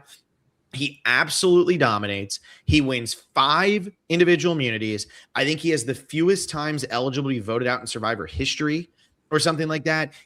Him and Boo Burness, of all people, are tied for the most wins overall. And who beat Boo? Yeah, okay, be quiet. And so, like, they're tied for that. Like, it is just an unbelievably dominant game. And this is the one, Will, where I've been giving you a hard time pretty consistently throughout this series. Because on a 6-1 win here, you ranked Danny over Tom, which to me is just an egregious misstep. And I know you made all these arguments and you said why the algorithm did it and this, that, whatever. The algorithm. This is why I kept saying your algorithm wasn't taking into account enough just like immunity wins and all of that, because Tom's game is, I don't think it's the best. I have it at 5, and I'm okay with people who want to put it at 10 or 9 or 8, whatever. But it is literally statistically the most dominant game in the history of the show, maybe with the exception of JT. He does every single thing right. And what is crazy is when he doesn't win immunities, he doesn't get votes. That's how unbelievably well he was playing. And the only reason Kobe doesn't vote for him is because Kobe didn't want him to get every vote on that jury, because Kobe absolutely hated Tom. But Tom also understood Kobe is the threat. And if Kobe's going to hate me anyway, I'm just going to get rid of him right away before we even get rid of Steph. He uses Stephanie perfectly on this season. He absolutely brainwashes Ian. It's insane. He walks all over Greg and Jen. Karen it's a brilliant game because she sucks. Yeah, Karen sucks. It is a brilliant game. And to me, it's just like the fact that Tom is coming in at 11, and it's a wide gap between Tom and 10th place, a 13-point gap. So like we're talking, even if Will, I can't even give you a hard time. If you had ranked him at 8, he's still coming in at 11th place.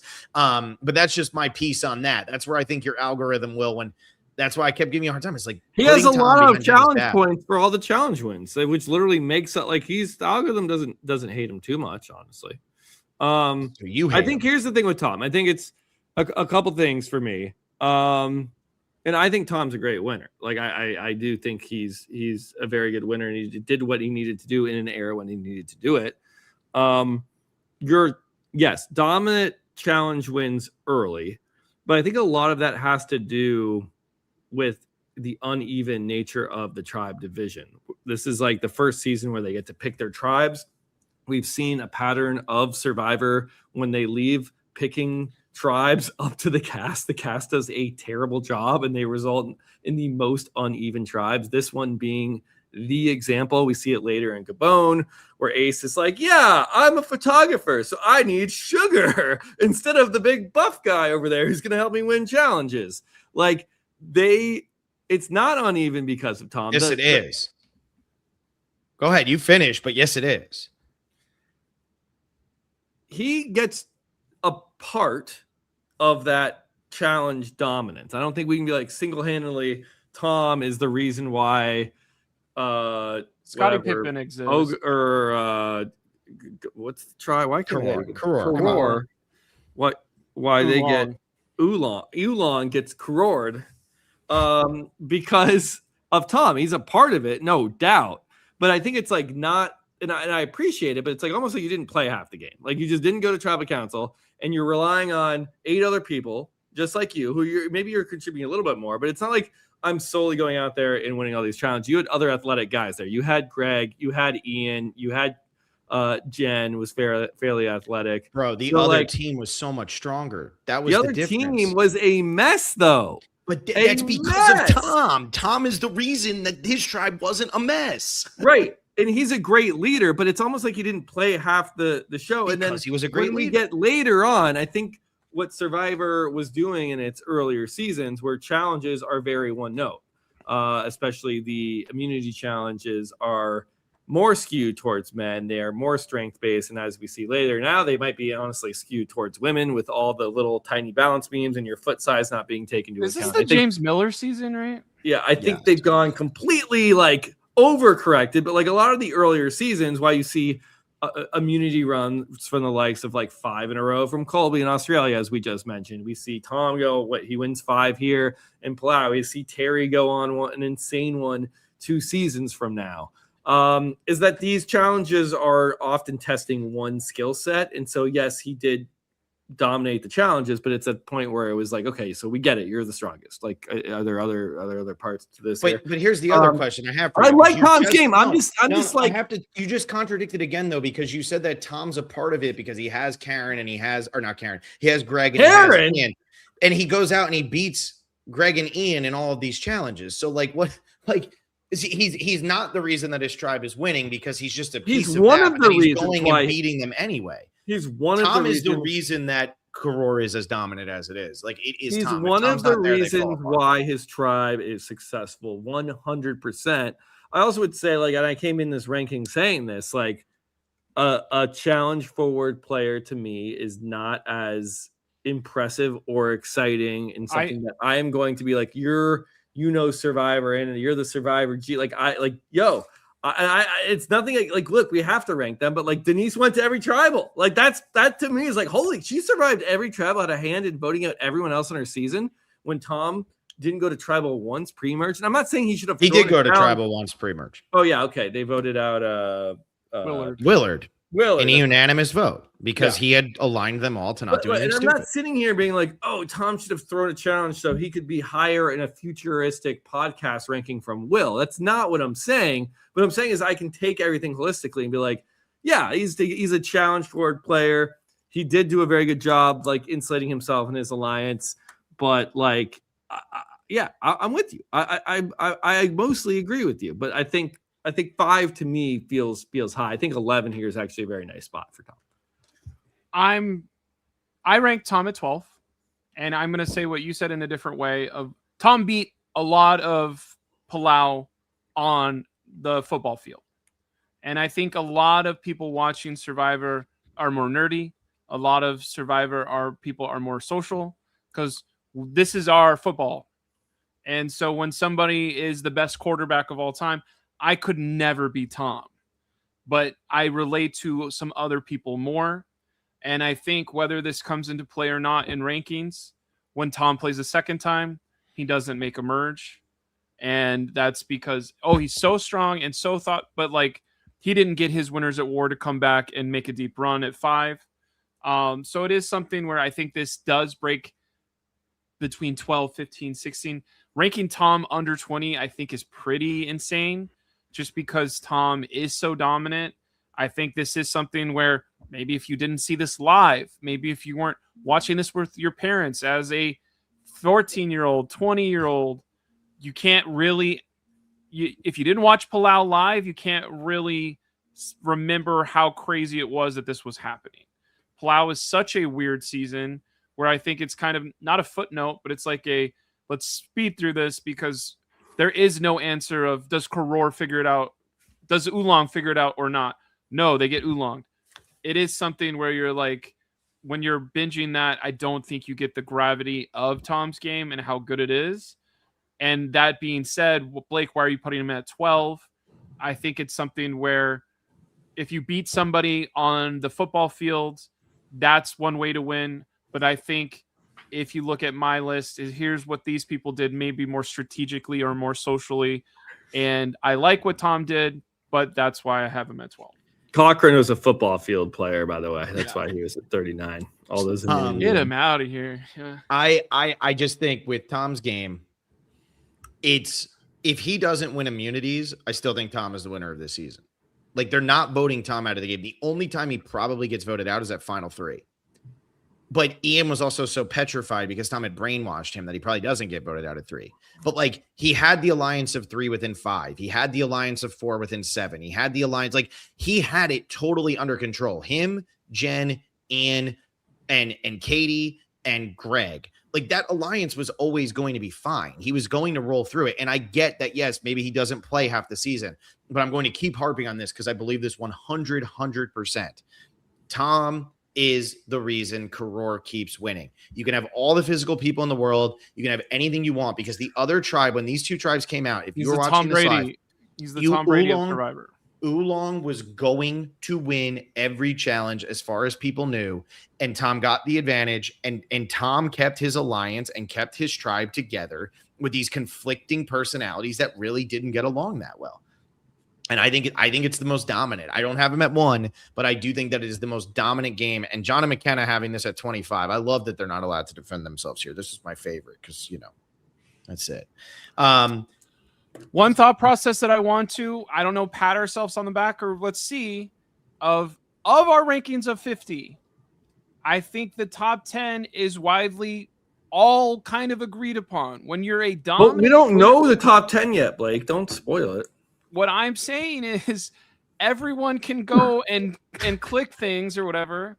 And I think this is something where whether you rank this yourself or not, I have 9 of these people in my top 10. Phil, how many do you have? I have 8. Will, how many do you have? I don't know. 6. He has 6. I mean, so 6 9, 8, 6. And how many does Will and Will and McKenna, John and McKenna? John and McKenna have 9. So Blake, you and John and McKenna have only people in your top 15. My lowest ranked out of the top 10 is 21. Will has 3 people in the 20s. So, he's got to be wild, but that's him. But I'm just saying we widely agree on this top 10. I know. Like there was a big break between 10 and 11, right? Or not massive, 11, but massive break between 10 and 11. There's a bigger gap between 10 and 11 than there is between. How is Chris a lot? Chris is top 10, but Fabio's bottom 5. They have the same game. You don't even know how to watch Survivor. Literally the same game. So I have a picture here of the top 10. I put them in season order so that everybody knows, so that we're not spoiling it. We got Hatch, Chris, Earl, Todd, JT, Sandra and Heroes Villains, Kim, Tony and Kagyan, Jeremy, and Tony and Winners at War. Worth playing for. So this is a weird top 10. Playing for. We're and then sorry. Mata says Jeremy has no business being in the top 10. I really don't feel like this is that crazy. Like maybe there's 1 or 2 people you might disagree with, but I feel like this is I think Chris solid 10. Even Hatch, like. Well, do you remember where you ranked, Chris? No. Because you certainly shouldn't be as surprised as you're acting right now. Well, we'll see next week. See what the algorithm has to store for us. I think Chris will be 10. I'll just what do you think, Will? Who's your 10 and who's your 1 in your estimation here? I think Chris is 10, like Blake said. I think Tony Winners at War will be number 1. Okay, Blake, who do you think will be number 1? Todd, okay. I'm going to go ahead and not say anything because I'm staring at the list right now. So if you guys want my prediction, we'll just see it next week. Will, you want to see the next slide? No, it was an hour and a half ago. Part 5, Sunday. Ooh, Sunday. I'm gonna have And to that see on is- That's one. not good for me. I'm gonna have Yeah. to see on that one, dog. Guys, this will be one that I'm going to say right now. This one's non-negotiable, and I might be here I'll- alone on I Sunday. like how you said it's non-negotiable, but the time on the screen is TBD. So you're Yeah, like, no, it's the time is non-negotiable. negotiable. We're This doing is the- Sunday, and I haven't even told you guys when. So just block will out your Sunday whole is- day for You whenever guys to Phil feels church. like doing it. Don't have any plans on your weekend. Yeah, exactly. fair. Um, Has totally this fair. been fun for you guys? Because I feel like the last 2 hours was some of the most stressful thing I've been in the last week. Stress. Phil, you is got to that say all something. I just wanted to see if Will was going to say anything beyond stress. I didn't know if there was more going on. Crazy. Yeah, I enjoy it, Blake. I think it's been a good time. I mean, you know It's what I always fun, say. you know, it's always fun until we fun. have to plan something. Yeah. I'm glad Cochran didn't make top 10. That's all I had to do, and we're fine, you know? That's bullshit. Anyway, yeah, so we'll be live with this next one. I'm going to be live on Thursday at 8 p.m. Eastern time with Once Upon an Island, Wes from Once Upon an Island. We're going through seasons 36 through 40 of the winners. And then John and McKenna will be back with Bitter or Better First Jurors on Wednesday. So that'll also be seasons 36 through 40. Better. Blake Nice. is just learning that this is a thing, and it's in its seventh week, I think. So anyway, thank you all so much for listening. Please like this video. Please subscribe to the channel. Please let us know what you think about these 10 winners and where we have them ranked and all that fun nonsense and everything like that. Otherwise, that's all I got. We will Don't see you forget guys to watch again. Rick Devens on Big Brother because he's only going to be on it for about another week and a half, and we'll see you next time. I love when Blake looks at spoilers for live things. Anyway, thank you all so much for listening. We will see you guys next time. See ya. See ya.